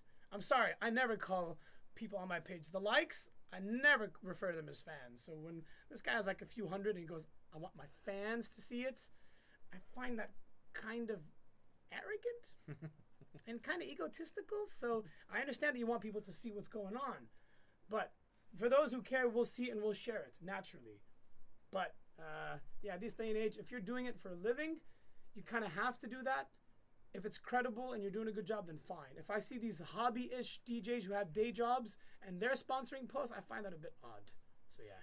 By the way, you mentioned earlier, and we had this conversation, me and you, at Crack's wedding, I remember, about the USBs and how many USB backups you have. Here you. I bring out, observe. I actually brought some gadgets. It's a big game of show and tell. And I realized there was so much talk on the show that you needed to show and tell. I mean, look at kids. I brought something from home. What is it? It's toilet paper. It's amazing. Okay, so. You always keep, that's a special bag for your backups. So backup USBs. So this is the main ones I use. But I have these, and I have in my other bag a backup, and my car keys have another 128 gigabyte backup. So when I leave the house, I export music to several devices. Let me show you. Which lens? This lens? Okay, here we go. Okay. It's okay. It's okay. So first things first, the one I use the most. I'm going to go in priority of the ones I use the least, okay? So in this little bag that I have here, I have a 32 gigabyte SD card, which I think I haven't updated in a long time. It's just there to help one of the USBs stay in. On top of that, I have another 32 gigabyte. I use SanDisk. I admit I use SanDisk because it's a reliable company, and I've never had a SanDisk fail on me because of the USB. It failed maybe from the plug of the CDJ or the network or something. SanDisk has never failed, and it's a brand you find everywhere. Then I have another 128 gigabyte SanDisk, which is red. And I actually label this red so I can see it, and I have a sticker on the back because if you lose it, you know it's yours. I have a Rekordbox sticker. Can you see that Rekordbox logo? Kind of, yeah. Anyway. And then the other one that I use the most is a 256, also same, but they all look the same. They look cheap on purpose. If you get one of those really heavy metal, bulletproof, oh my God, it's crazy. You need a special crypt to open it. That's the one they're going to steal, right? In Amsterdam. All the bikes are the same in Amsterdam. If you buy the nice bike, it's the first one to get stolen. So don't get a flash USB. I literally use this, and I've lost 2 or 3 of them, which is not a big deal because if it's a non-DJ at the end of the night, and most likely if I leave the club and I'm a bit, at the end of the night, who's going to take it? Probably be the sound guy or the security guard. And they won't know what's on it. They'll probably plug it in. They'll see the tracks, but they won't see it organized the way that I have it organized. So this 256 I've been using since January 1st. And with this little keychain, which by the way is a Pioneer CDJ 350. Oh. I don't know how clear this is going to be on this. See, it's a CDJ 350. And like who else would have a CDJ 350 keychain? Nobody. So if somebody steals, I'll know how to find it. And then on top of that, I have what I always plug in secondary, which is at the moment, this is a Seagate's 2 terabyte Rekordbox backup, Rekordbox export. I have about 1.8 gigabytes used because I have all my music on this as well. All my music, not the mixes or the live sets, just individual single tracks. If I go to like a party or a wedding and the bride requests a specific song, and oh my God, I didn't bring that Spanish song, I have it here. So I'll use this as a secondary plugin, and I'll use this as a primary. I usually just need 2 because if you plug in the third, you're gonna lose a third. So 2. And this, when I plug it in, is blue. So on the CDJ, on Rekordbox, if you use Rekordbox, sorry to get technical for those ain't technical. Rekordbox, I know this is blue, so I know when I'm on the CDJs, I can tell by the color that I'm using this one to play this track.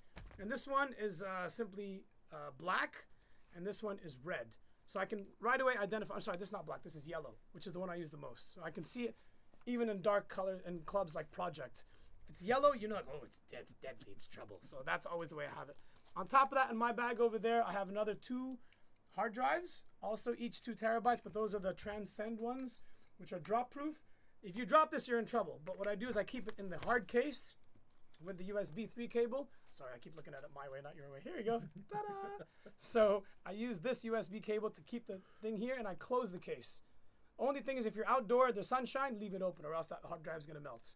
The only problem is, if anybody is as IT geeky as we are, every hard drive has a lifespan of about 3 or 4 years. So you should always update or change it, back it up.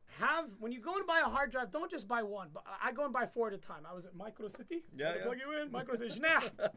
Not Hamra, because Hamra there's no more stock because nobody comes to Hamra. So much traffic. I buy it from Jnah. And I buy like 4 hard drives at a time. And I don't really need more than a 2 terabyte.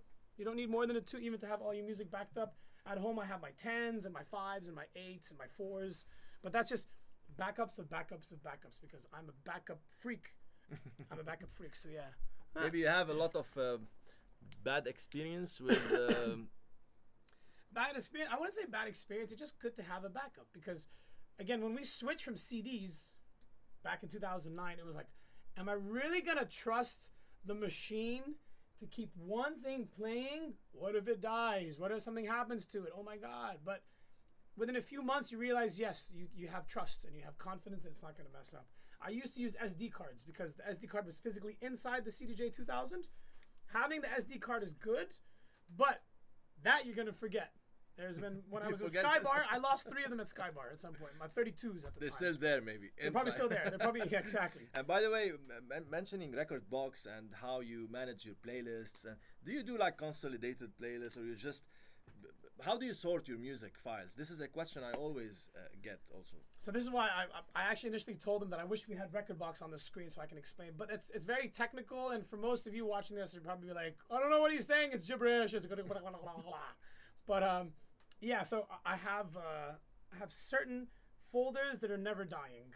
So for example, every year I used to do it by season. I used to have like spring, winter, summer. Then it got to a point where I just had so many. So I said, you know what? Let me just do year by year. So for example, 2017, I have a 2017 folder.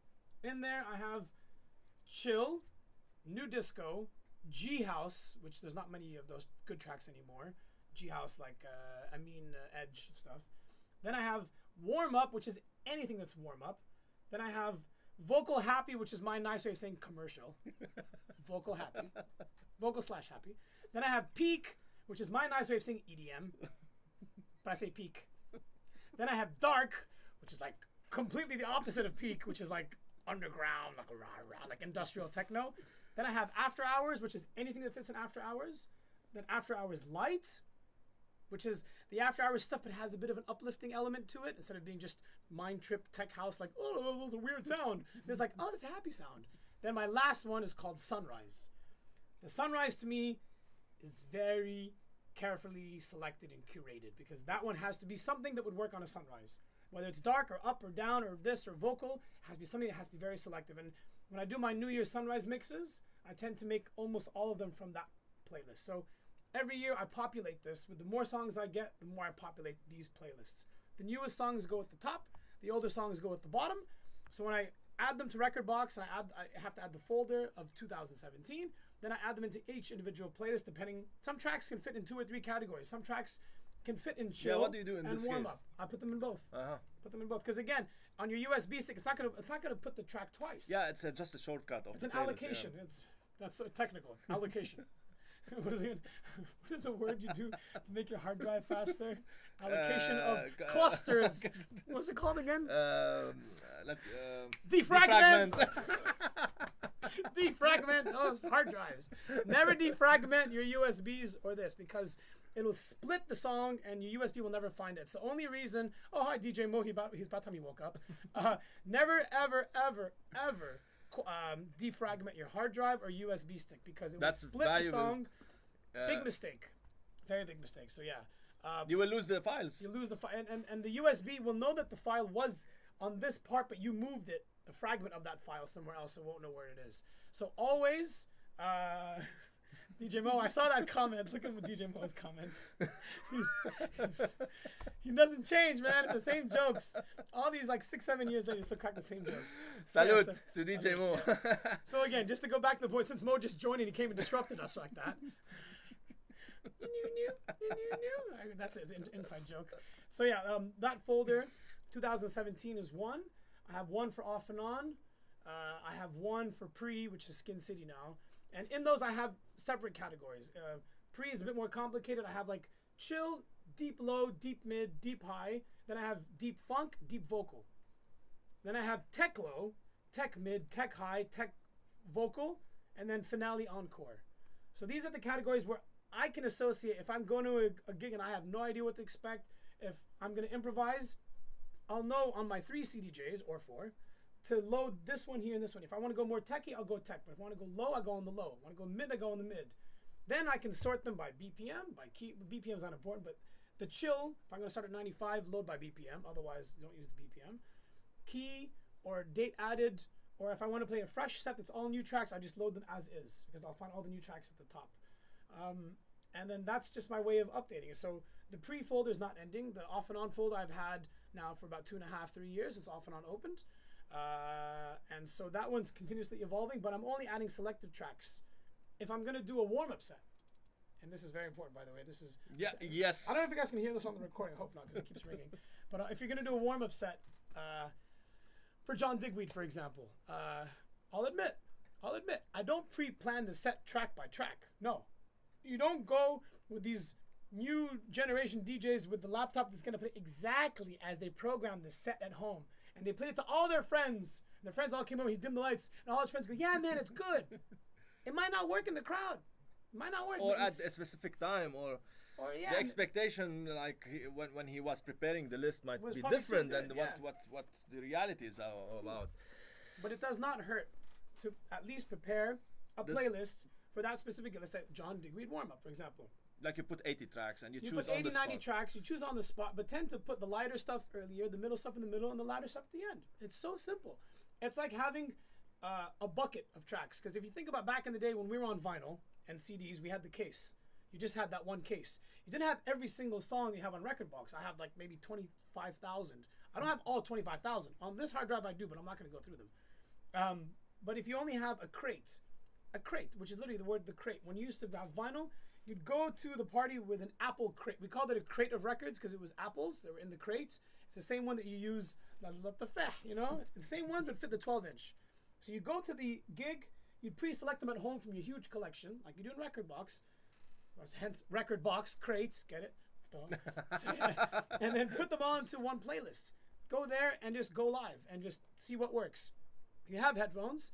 You have digital players nowadays. You don't need to eject CDs and put them in, although that's what I used to do back in the day. But now, if you don't like the track, you can easily click and move on. If you okay, this track is playing, the people are digging it, but I think I want to go more edgier, and this one's not as edgy enough. You can do that live. It takes you a few seconds, not even. It's not ejecting the CD, waiting 15 seconds. Remember the CD noises? You go, you're like, oh, the CD scratched. So yeah, you have that option there. So I've done this for several events. There's some where I improvise. I'll admit if it's an underground gig, I tend to improvise more. But I'll go through my 2017 folder. I'll go through the warm-up folder. I'll throw in some tracks that I think would work. I'll throw in some of the chill. If it's a warm-up. If it's an improvised set, I tend to not prepare anything. Or I'd put in that improvised set, let's say... maybe more tracks. More tracks, but I kind of put them in the playlist in the same rough order that I would put them in. And if I like this track with this track, I'll try to stick them together, but it doesn't mean you have to do it. Do not over-prepare for a set. Listen to the music. Don't waste time putting too much music. Instead, listen to the song from beginning to end. Listen to the breakdown. If the breakdown's a bit odd and it goes off beat, stick a memory cue so you know when that beat's coming back in, because sometimes you'll have a bit of off one. I think Cracks remembers back in the trance days. Trance days, sometimes goes you're like, what? Here it goes. That's a 1 bar break. What? It was just there, and all of a sudden, so back then we had to guess because we just had the time. But nowadays you can put a memory cue. I use the memory cue, not the hot cue. Memory cue, because you have the countdown. Just as a flag to tell you what's going on. And the reason why you have the countdown is because at least you know when it's coming. If you know you have like another minute, you can grab around, grab another sip of that water. Someone's giving me a high five. Sure, what's up, what's up, what's up? But always keep your concentration on the music. And if someone wants to take a picture, and again, I say camera's a camera and a phone is a phone. Because the cameras will take the picture instantly. The phone, sit there. It's not working. And then it's bright. And then it goes off. Like, and then you have to wait. And you only have like 5 seconds left. So the priority is the music. And there'll be several times I probably had the best photo opportunities and I lost them because I'm sorry, the track is ending. I have to load the next one. So focus on that. Yeah. Or, the worst is video. Video. Video. Oh, sorry, video. And then video, they're still going, oh, okay. That's like fake dance because it's no longer a picture. By the way, you travel a lot also. So you're not only a resident DJ in Lebanon or in Dubai or etc. But you have this busy life DJing, and now especially that you launched your own club. So you're more now oriented towards business as well. You're still playing, of course. How do you balance your life? Like, you have time for being a DJ, running a business. What about the other things in life? Like, now we're in a certain age, you know.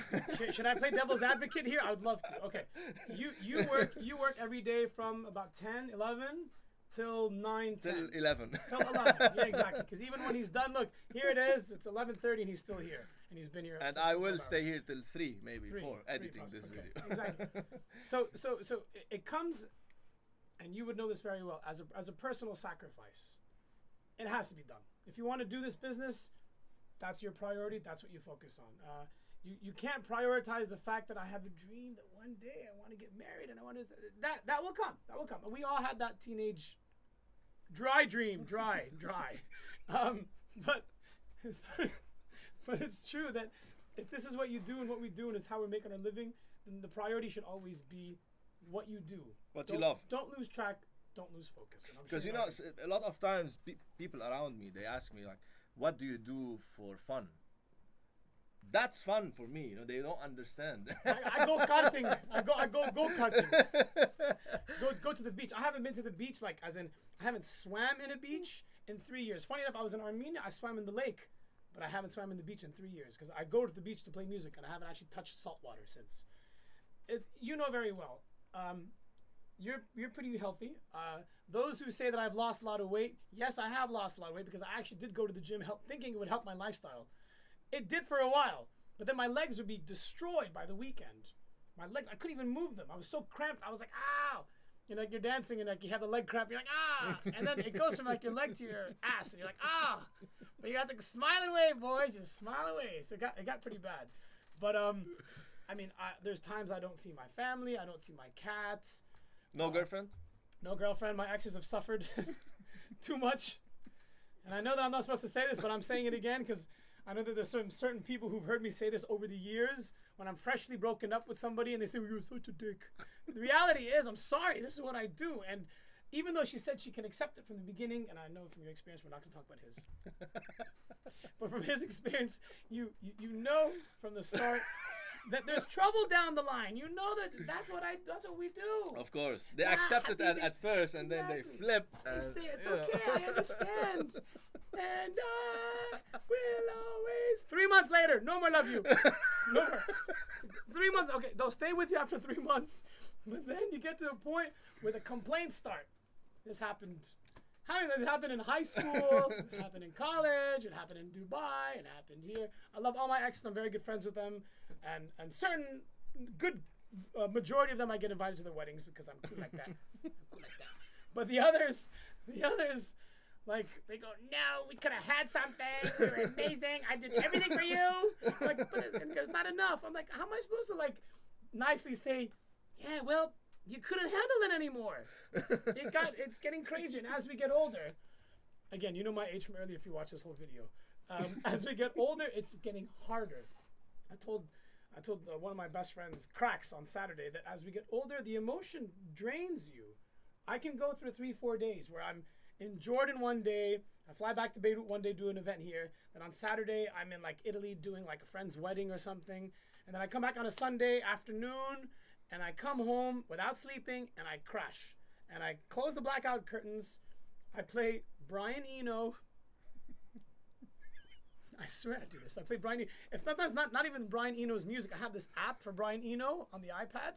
Again, the only reason I use the iPad. Which basically plays ambient music. Which is it's beatless music. It's like, you know the yoga people? I'm sure some of you are yoga people. I tried yoga once. It was just too damn boring. This is my yoga. On Sunday afternoons or Mondays, depends on when I get back to Beirut or whatever, I'm back at home.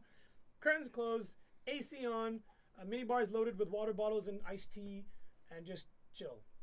And so the personal sacrifice is the fact that you would have someone in your life that would say, Waynak, it's Sunday. We're supposed to have lunch with the family. And you promised me. That's the most important You promised day. me we were going to see each other. Because, tomorrow I have work, so I can only see you today. And I just go, because, to be honest, I've become such a professional at this. I'm not going to say it's rejection, but it's just so hard. Because I just need those 6, 7, 8, 10, sometimes 14 hours of just nobody, nothing, phone on silent, Wi-Fi off, and Brian Eno. Ambient Brian And Eno. especially now that you launched already. It's a very nice club for 2 floors. 2 floors, yeah. And now in the summer you have this rooftop with the pool. I went there and it's amazing. The Skin City, you called it. It was pre before, and it will be pre again, or my partners that we had a few things with the name changes, but it's okay. It was pre-Beirut because it was still a new place. We opened end of the season last year, and the location is everything. I'll be honest. I've worked very hard for the last 25 years, 24 up until 25 till now. I worked very hard. I'm not a business guy. I don't understand numbers other than beats and BPM and quantize and grids and measures. So it was the right time to give back to the scene. I waited for the right opportunity. I had a few others a few years earlier. I didn't believe in them. Location, those places I'm glad I didn't do because they crashed and burned. But things are very cool. It's a bit of a struggle because when you go from being a DJ to being a club owner, I'm not the manager, thankfully. I'm a club owner. Your OCD level goes from like, it kind of stinks in the bathroom. Somebody left a little doo-doo in the toilet, but it's okay. I'm just going to flush it and go back and DJ again. To like, somebody left a doo-doo. Show me the security cameras. Who was the last person? No, I don't. And I would actually go out of my way. After I see him, I would take a screenshot. I'd go and try to find him in the club and try to find out why he didn't flush the toilet. That's just an example. But every little detail, like the soap is broken. And the girl still puts it back. You know it's broken. Get another one. No, we don't have any other ones. But you have one here. Just put this away. We don't want someone coming and go and the soap going in their face. So these little details that I normally never cared about for all these years of experience. I had a friend of mine in Jordan, Ahmed, who said, going from DJing to being a club owner, don't you have to like study that? Oh, trust me, you don't need to study this. It's nothing you study. The more experience you've had working with clubs, and I've worked with most of the clubs that you mentioned, most of the clubs that exist, your attention to detail becomes so detailed. Like, for example, I'll give you what happened with him when we first walked in here today. Okay, perfect. It's all working. Okay, so look at this machine here. This is the machine Jam. All right, not Madjam, it's the machine Jam. So because this is his studio, because he cleans it, because he takes care of it so much, he was pissed that this machine Jam is not working. I don't know if it's the curse of the Jam, but this machine Jam is not working. Everything else is on. Everything else around us, we're not a 360. There's equipment here, there, here. He was so pissed that this thing is not on. He changed the USB cable. He reinstalled the driver. He deleted the file. He opened another file. It's not damn working. And he's pissed. I was under the table all the time. He was under the table. But again, you won't believe that. And it's like a housekeeper, right? They can only clean your room so well until you know exactly that corner where the dust is, which is why. Of course. The level of OCD when you're a club owner, because it's your baby, you actually care about those little mistakes more. It's the same thing. And he was on this. He was on this for like 15, 20 minutes. trying to figure out how to get this working. He was working so hard to get, and it's still not working. Like, listen, we gotta go. We're gonna go live. Oh, damn. And so now, I'm still thinking he's about still thinking about it. It's in the He back can't of wait my for this mind. live broadcast to end so he can figure out what the hell's wrong with that damn jam.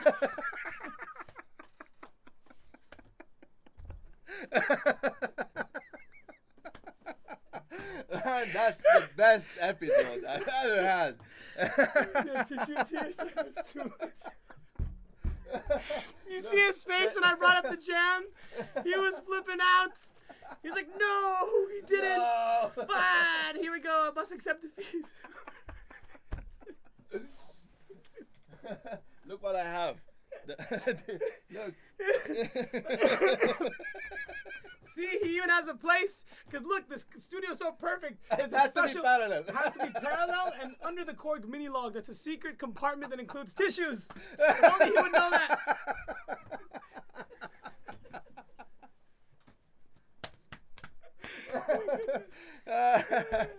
Guys, So yeah, being a club owner is like being a studio owner.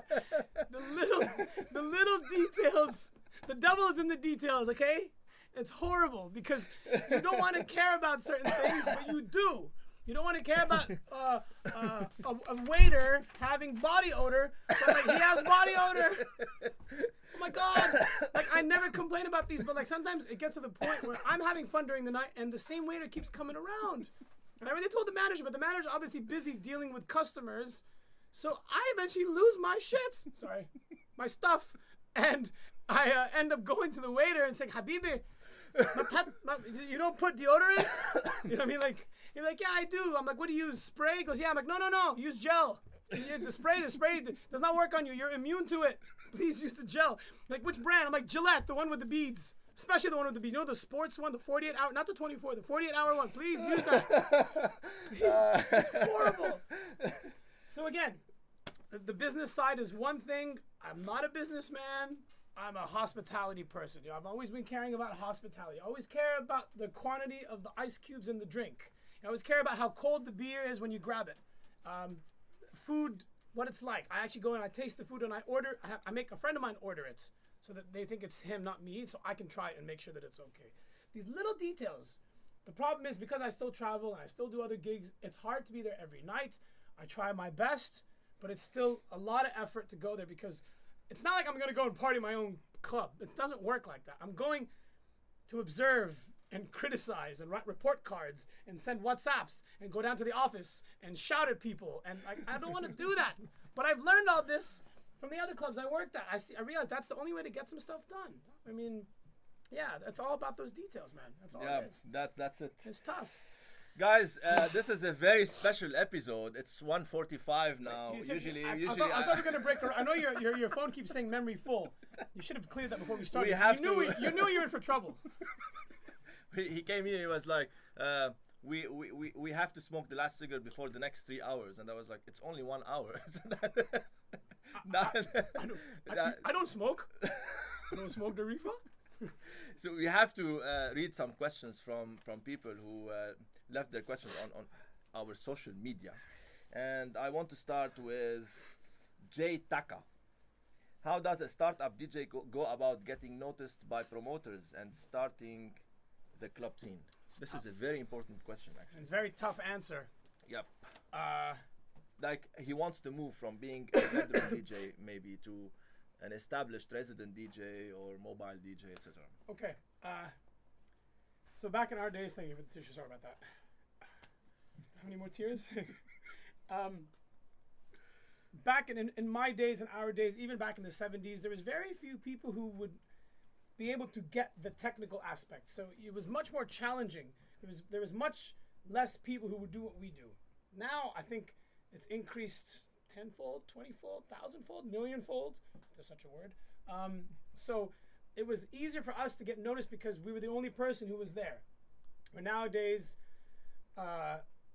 because of globalization, because of internet, and because of availability, and again because of those Tiesto DVDs I mentioned earlier, and the David Guetta and the Bob Sinclair, all these names that and the video clips on MTV, they made the DJ superstars. There's more people who want to be DJs. There's more people who are DJs. There's people who even give up their day jobs to become DJs, and I don't advise that at all. I really don't, because the competition is fierce. And if you look at the kids now, they have these like DJ apps on their iPhones, and I'm sure you've seen them. Some of them will learn from it, but some of them can do some stuff that you would never believe. I like the turntablists. Yeah. I've seen some young turntablists do some stuff that I've never seen on the internet, and I was blown away by that. So the DJ world is diluted. Can I say that, to be honest? Somehow. But there are some people that are shining. And the only way for them to shine is experience. Number one for me is experience. Number two is production. Globally, you need production. You need a good track. You need something. You need a hook. You need a bass line. You need something that works. Don't remember that joke. You need something that works for you, that does the job, that get you noticed. And I know some guys that are getting gigs now in Lebanon because they're very good at production. One prime example is an awesome guy named Roland Bashour, who's from Zahle, Rollback. This guy, not just is he very creative technically and with his tracks. I only heard 2 or 3 of them until I met the guy. When I met him, his head was on right. He's not like this new generation who goes, Lake, man, please hire me, man. I'm so good. Ask my friends. My friends, I'll give you a link. I'll listen to my mix. Please, please, please. He was not like that at all. So to him, to me, he's a guy who's got the head screwed on right. Another example is a guy named DNK, Dimitri Khnaiser, because there's 2 Dimitri Ks. There's Dimitri Khnaiser and Dimitri Khater. And they're both hip-hop DJs, and they both play with us, but it's so confusing. Anyway, I mess up the names 20 times a year, 30 times. So DNK, technically, very clean. I first met him when he was still a bit shy. He's still a bit shy. When he's busy in the club, and we're at Meanwhile, which is the club downstairs underneath Skin City, and there's like 200, 300 girls around the DJ booth, because remember, the DJ booth is now the center of attention. He is still focusing on the mixing. He's a little bit shy, but he's focusing on the mix. He's not losing focus. And when you speak to him, he's a very humble, down-to-earth guy. So to me, that's the right state of mind you have to be in first. So as long as you are doing well and you're DJing, your technical skills are good, and you're playing a couple of events here and there. Remember, I got to where I was because I was doing random carnivals and school parties and all kinds of stuff, which was random, but that's how you get to be exposed for 2 reasons.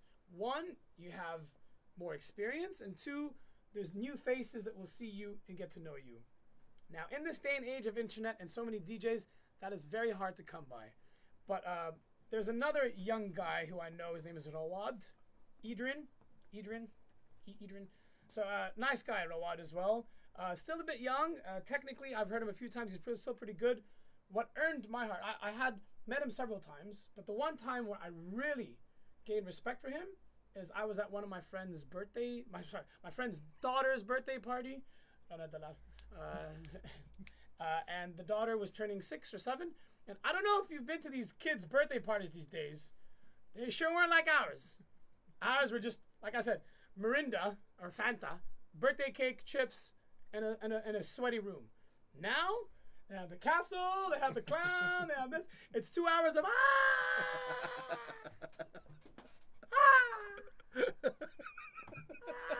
done, and they go home. But it's crazy. So what makes me respect Rawad is I've heard him hear this and, kind of trying to enter the scene, but I actually saw him playing music at this party. And as I think he was 18 or 19 years old, that's exactly what you should be doing. I know that it's a bit embarrassing. I think he was very embarrassed that I saw him there. If anything, he probably mixed better because I was there, but I appreciate that because that's how I started. I used to go to these parties for people I didn't even know, parents, friends, or friends of friends of friends of people I wouldn't even know. Sometimes I get hired by random people, which was horrible. But when the party was done, he packed up those CDJs, the XDJ 1000s. He packed them up. He wrapped up the cables. He tied them together. He put them aside. He put each XDJ in its case, zipped them up, put them under his shoulder, and I saw him carry them to his car. Now, for a guy who works at a club and he does these really cool clubs and he's a very good hip-hop DJ and all that, to see him do that is exactly how you earn your stripes. This is exactly what you do to go from being a bedroom DJ to being a real success.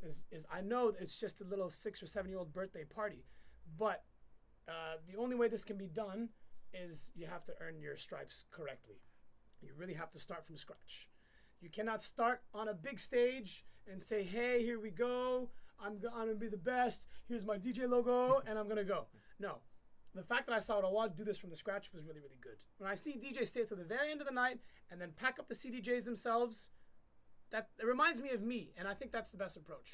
And if I've gotten this far, and I don't know what I'm doing with my life, to be honest, but if I've gotten this far through being humble and working hard and carrying speakers and amplifiers and packing the cables and having spare cables in my bag in case one breaks, and I still do that now. I still have spare RCAs in my bag now. No matter how much you get paid these days, I still have spare RCAs because you never know when it's going to go And the network cable. And the network cable. So again, exposure is one thing. Don't fake it online. Just play at clubs, play at parties, whatever the parties are.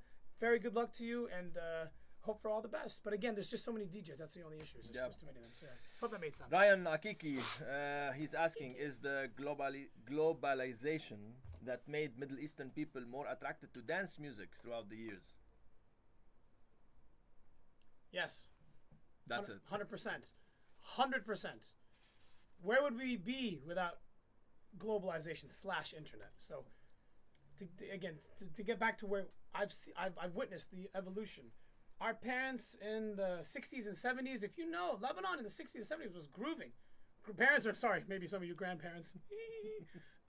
They were grooving to this disco funk, Phoenicia Street. They had strip bars and all these foreigners, and it was cool. It was groovy. It looked like heaven. You see these reports on Pathé.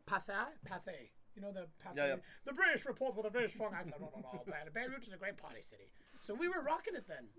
We had a phase where the music then, if you think about it, came from people bringing in records to the country. It was imported. Same thing happened in the 90s. Most of the music that we brought was, we had MTV broadcasting locally, Beavis and Butthead. yeah, Beavis and Butthead, yeah. You don't know who Beavis and Butthead is, don't worry about it.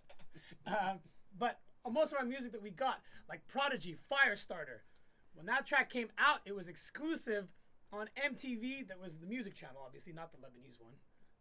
The music channel. It was actually broadcasting locally on 29 UHF, if you remember the exact frequency. I used to go and play hip-hop videos there when I was like 13, 14.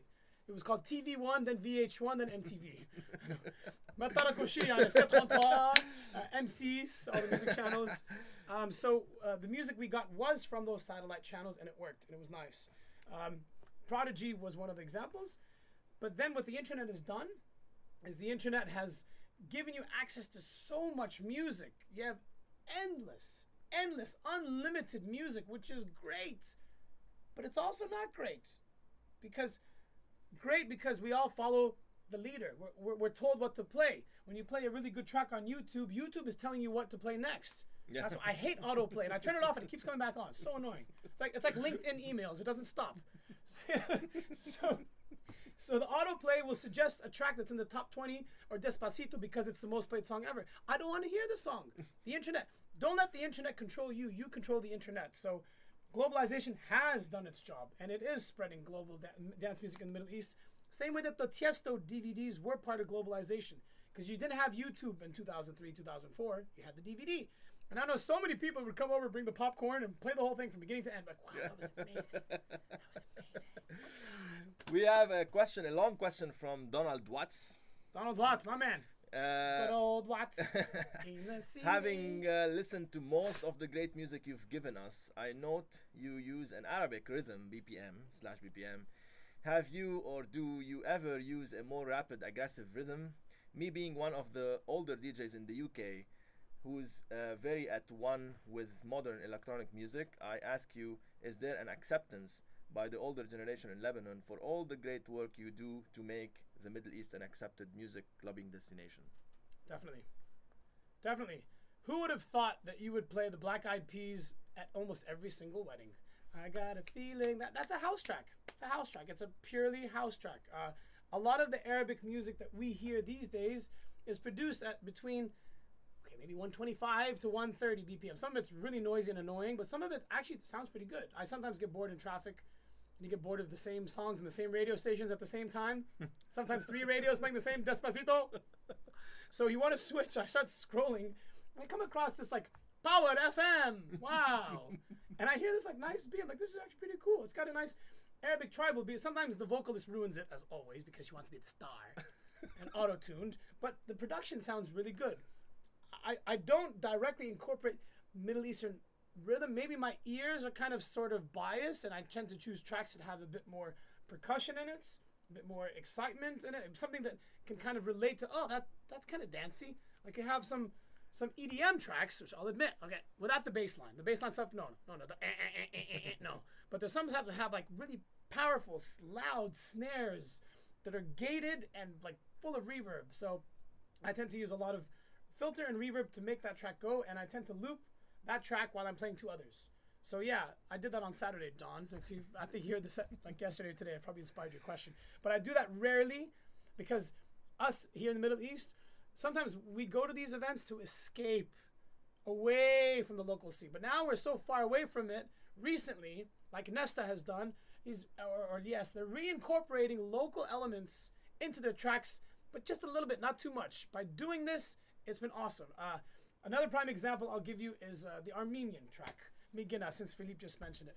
Migina, I know Philippe is hating on this because Philippe was in New York for a few months, right? And he comes back, all of a sudden, this track is playing this Migina. I was in Armenia, I heard Migina, but the version I heard for the whole week there is not the one with the 50 Cent imitation copy-paste. And I agree. You're taking old elements of tracks, people are loving the song, but it's the exact same thing. Hi, Marwan, welcome on board. It's the exact same thing as 50 Cent in the club, but it just has this vocal. And it's just another remix. It's nothing special. So incorporating our local elements is cool, not to be overdone. They do it at Uber House on Sunrise. It's cool. Sometimes off and on. A foreign DJ would come and drop like a full-on vocal. Yeah, we had this happen at last year. We had a guy who played a Feiruz. I'm not a fan of Feiruz or Zaytoun, but anyway, something that was musical. It was I'm sure it was one of the Ziad Rahbani productions because it was very jazzy, but I don't know what the vocal was. It was something like Patriotic Lebanese National Anthem, la la la la la, al-Basta, you know, the bus, on Sunday, everybody brings out the dubkin and go, yalla! So it was one of those songs, but it worked. I was actually worried because it was our club, like, oh no, people can think we play Arabic. We're like, no, don't do this, don't play Arabic. But in those 3-4 minutes, I was going, ah. But in those 3 minutes, I remember well, that was almost a year ago. I remember well looking around and seeing people all having a good time. Yep. I saw some girls like get down and dirty. And then he continued with that same tribal deep house vibe, and it worked. It worked nicely. And the whole rest of the night was one of the best nights we've ever had. Mm-hmm. So I agree that now we were so far away from our local scene, it's okay to incorporate local elements. Sorry. Michael Kasrouni, do you make a lot of... Sorry. By the way, guys, we have cracks here in the studio as well. What did we do? Michael Kasrouni is asking you, do you make a lot of money as a DJ, and what is the average fee a DJ should charge in club/event/bar situations? We're getting to the nitty-gritty, are we? I don't want to get into nitty-gritty, but I'll tell you. All right. I'm going to continue on the same level that I was talking about earlier, right? About the fact that there are so many DJs.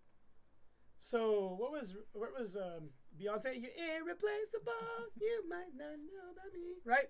Nowadays, you're very replaceable. It's very tangible. I'll tell you the honest truth. I don't want to talk about myself, but we got to a point, right, that we did, especially me with all these years and the travel and the cities, which was beautiful. And people had a higher budget back in the day. Most do. Some still do, but most don't. Because there's more DJs, and instead of me hiring this guy who's pretty good, but I know another guy who can play 90% of the same music as him for 10% of the price. Do the math. What do you do? As a club owner now, I know this. I know the same logic. There's so many DJs that I can bring. I don't mind paying a slight more premium for the really quality guys who create like crazy sales, and I would like to motivate them to stay with me longer, if it's the R&B or the hip hop or the house or the disco or whatever it is. But if they come more often and it becomes the same thing, people start to say, oh, it's the same music every week, then I'll kind of say, hey, I want to try someone else. So in my case, obviously financially, don't use me as an example, because it's going to be very hard for anyone to do what I was able to do for all those 15, 16 years. Very hard, because nowadays there's just so many more. and it comes. And nowadays, the clubs, the manager now dictates to the DJ what to play. Where back in the day, we played what we wanted, and they trusted us. They let us go. They would never give us a single complaint. End of the night, they'd come and they'd pay you your cash envelope or check, and they would leave. Nowadays, it started in Beirut in the mid-2000s. I call it ego clubbing. It's no longer about the dancing. It's no longer about the fun. Now it's all about, listen, this guy wants to open a champagne bottle, but you need to play this song for him. Excuse me? Wait. What song? Hey, yeah, I'm sure you have it. Despacito. Not really. But it's something on that line. And the guy who's getting the 10% of what I get, or less, will do it. It will sell out because they want the gig. And they want the weekly gig. They want the residency. They want to be part of this. But to me, I'm there to do my thing. And most people who hire me know that I'm there to do my thing. But I might get a request in the night. Listen, can our resident DJ get back on just for a little bit because we have to play the champagne song and you get back on afterwards? I've seen this happen to Dave Seaman at Cristal. It was the first time I've ever seen this happen. I think it was 2006 or 7.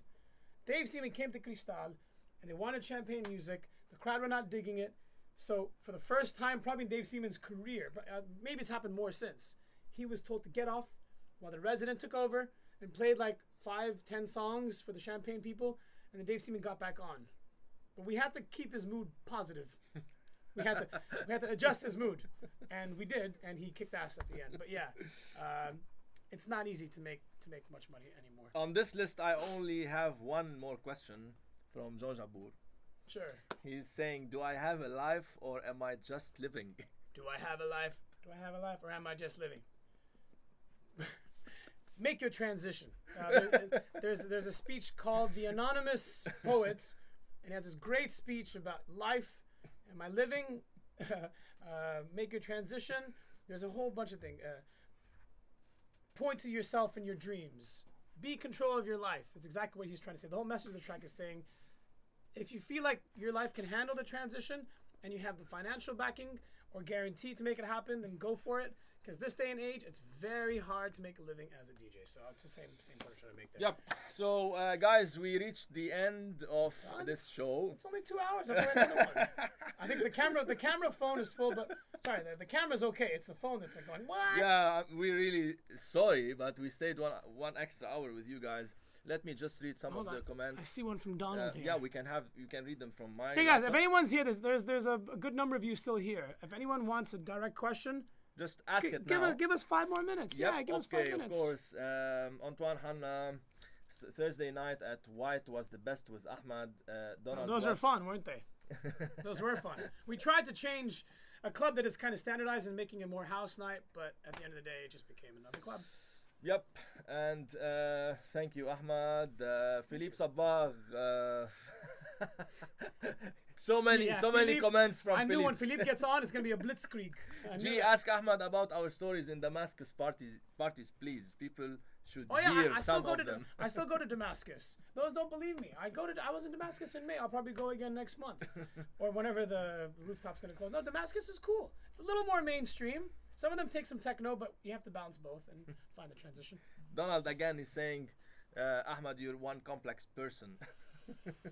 I find it hard to believe we've communicated so often. Hey, I realize it's all down to you, my friend. So just to tell you the Donald Watts story, for those who weren't tuned in earlier, or those who were tuned in late. Donald was flying from Australia to England. He lives in England. I thought it was the other way around. Yeah, he lives in England. And he was on Emirates Airline. I'm sure when you're flying from Australia to England, you know what that is, right? That's like 14 plus 8 hours. That's a lot of time. It's a lot of movies. And not everyone's going to watch the whole Star Wars box series on a plane. So he managed to find my channel. And Don Watts, sent me a very nice SoundCloud message. Probably the nicest message I've received in the last 10 years. And I normally don't screenshot messages, but I screenshot his. And the words he said were very, very nice. And he's been like a true brother, even though he's pushing it past his 60s, and he's still an ambitious DJ in the UK. He listens to everything, downloads everything, copies everything. He joined Instagram recently, so really proud of Donald Watts. It goes to show, again, how globalization, the positives, Just by having a channel on an airline and by having the internet, you're able to communicate with people who you otherwise would never have come across. So Donald, Interesting respect, story. man. Done. Respect. So many people, so many comments. Suzanne Hasbani also from Pioneer. Suzanne! I love you, Suz. Have you walked in on her when she's wearing those special glasses? Yeah. I love her. There was one time when she came out like, hey, I was like, hey, whoa. Like I magnifying love glasses. Suz. Suz is our ultimate pioneer technical in Lebanon. Anything that goes wrong, she knows what she's doing. Guys, we have to say goodbye. Madjam, you're always welcome, by the way, to have more sessions with me. I love to. Yeah, of course. That's your studio, and you have always been supportive to Per-vurt also, and I love you so much as well. My man. Hey, don't worry, us Arabs, we kiss once. It's okay. The girls 3 times or more, but the guys. There's one question. It's my turn now. Oh, yeah, that's this right. Last question for Madjam. What do you think of Per-vurt? What he's doing to the nation, to the country, by having these 4 or 5 listening studio sessions behind you can't see, but there's another bunch of keyboards connected, so that each guy can come and work on production at the same time while he's giving the instructions here. This is what the future is. I've seen my school ACS. When I was in school, I used to do all the lights and the sound and the technical stuff for the theater productions. Now they have a whole room dedicated to music, and they have a recorder and audio tracks. So the technology is now available, and it's great that there's someone who would take that curiosity, that knowledge to the next level. If somebody wants to go to the next level, this is your man right here. And if there's equipment you need, I sometimes buy equipment from him because I know that he has it available.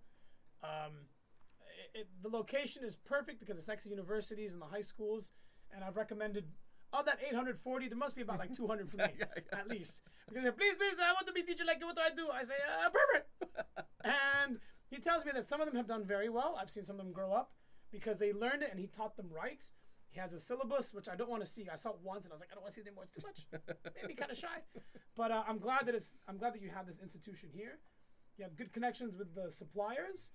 You can provide almost anything you want. You see something on the internet, you will tend to see it here, like this Arturia, the Matrix Brutes. I'm not sure if you can see this here, but this keyboard over here, this is like a dream come true for any keyboardist. You can do virtually any sound, and it's analog. It's not digital. It looks digital, but it's actually analog. This is crazy what this thing is. It was here. I think it was number 300 in the world, 500. 900? If I tell you, you won't believe. Yeah. What was it? It was some. It's one number only. It's one number. 9. I knew it was a 9 or a 5 or a 3. I don't know if it was 100. I was trying to be nice. I don't want to be that case. What if I messed up and I said something else? Was it 9? 6. 6. So close. This is number 6 in the world. So the fact that you're able to connect with these companies, and they know that Lebanon is just a small market. It's not that great. You know, they won't have the huge number of sales like you'd have in other countries where they had more disposable income. But just by having this studio for people to learn and to try stuff out makes it so much better for them to know if they really want to do this or not. And although I'll admit, DJing for most people will be just a hobby. Production will be a hobby. It's better than Game of Thrones. It's better than Prison Break. Give me other series. What other series? House of Cards. What other series people watching? What is this new? Oryx? Oryx? What is this new one people are watching? Onsner. Some town where people go and they have money laundering in Mexico. Nesta, hello. Maybe you can help us. Hi, Nesta. How are you? Even Nesta. Look at Nesta. You see him posting stories at 2 or 3 in the morning or 6 in the morning, and he's in that studio jamming and having fun. No series, no box series. Don't waste your time with distractions. If you really want to do this, take it full time like I did, like you did. And it's a real passion, and it's perfect what you have. You have an encouragement for people to do this. I'm sure there's some parents who probably don't like what you do because they go, Nazato ibni.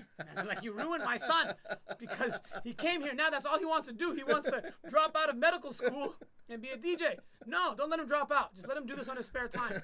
Let him do this in those 2 hours where he would be watching Game of Thrones. Let him do this instead. Simple. You know, even some DJs, they hate me for bringing tractor to Lebanon. Yeah. And it was like, every building you have 2-3 DJs now. They're Yeah, playing yeah, on. yeah.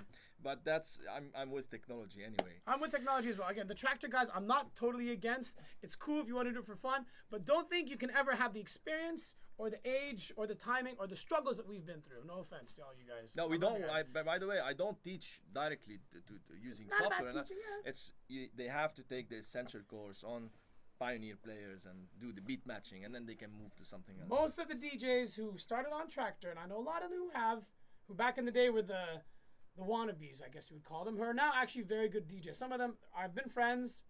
Doesn't mean I can't call them a wannabe. They're still friends, right? But it's a wannabe DJ, but he's still a friend. You know what I mean? The logic, I split both. Anyway, so what happened is with time, because of tractor, they got more inspired and they wanted more physical. They wanted less of the screen, and now they're very good on CDJs, and I'm glad that they've done that transition. Make your transition. Guys, Madjam. My man! My man! Fantastic. Thank you. I searched YouTube. I found only maybe one interview with you. I've done several. I don't find them anymore. I'm honored and glad and glad you lucky, have and we already shot another interview for a surprise that we will do later on. It's a surprise. It's coming when? 2 months? 3 months? We still have one. We still have one shooting that's taking us too long. That was actually that interview was longer than this one, and that was like question answer. It wasn't as fun like this. It was more like, okay, sit down, shut up. Okay, wait. Shh, airplane flying over. Okay. Thank you so much, Madjam. Thank you for you guys. Thank you, Per-vurt. Thank you for all the equipment, the CDJs, the microphones, the headphones that I've gotten from you as well. HJC 70, better than Sennheiser. There's so much that you do here, which is great. And any help you need, any guys who need help as well. If you want to bombard them with questions, you can also do the same to me. It takes me a while to reply, and I might be honest and say, listen, I'm a bit busy this weekend, but I do reply. I do go back and check. And I say, remind me on Monday. You please remind me on Monday. It's the same thing with you. So, same blood, brother. Same blood. So next week, maybe I'm gonna be solo, like I do bi-weekly, and you can post all your questions for production, DJing, etc. And until next time, you guys be safe, be good. Sending you all the love from Per-vurt Studio. Per-vurt, baby! Woo!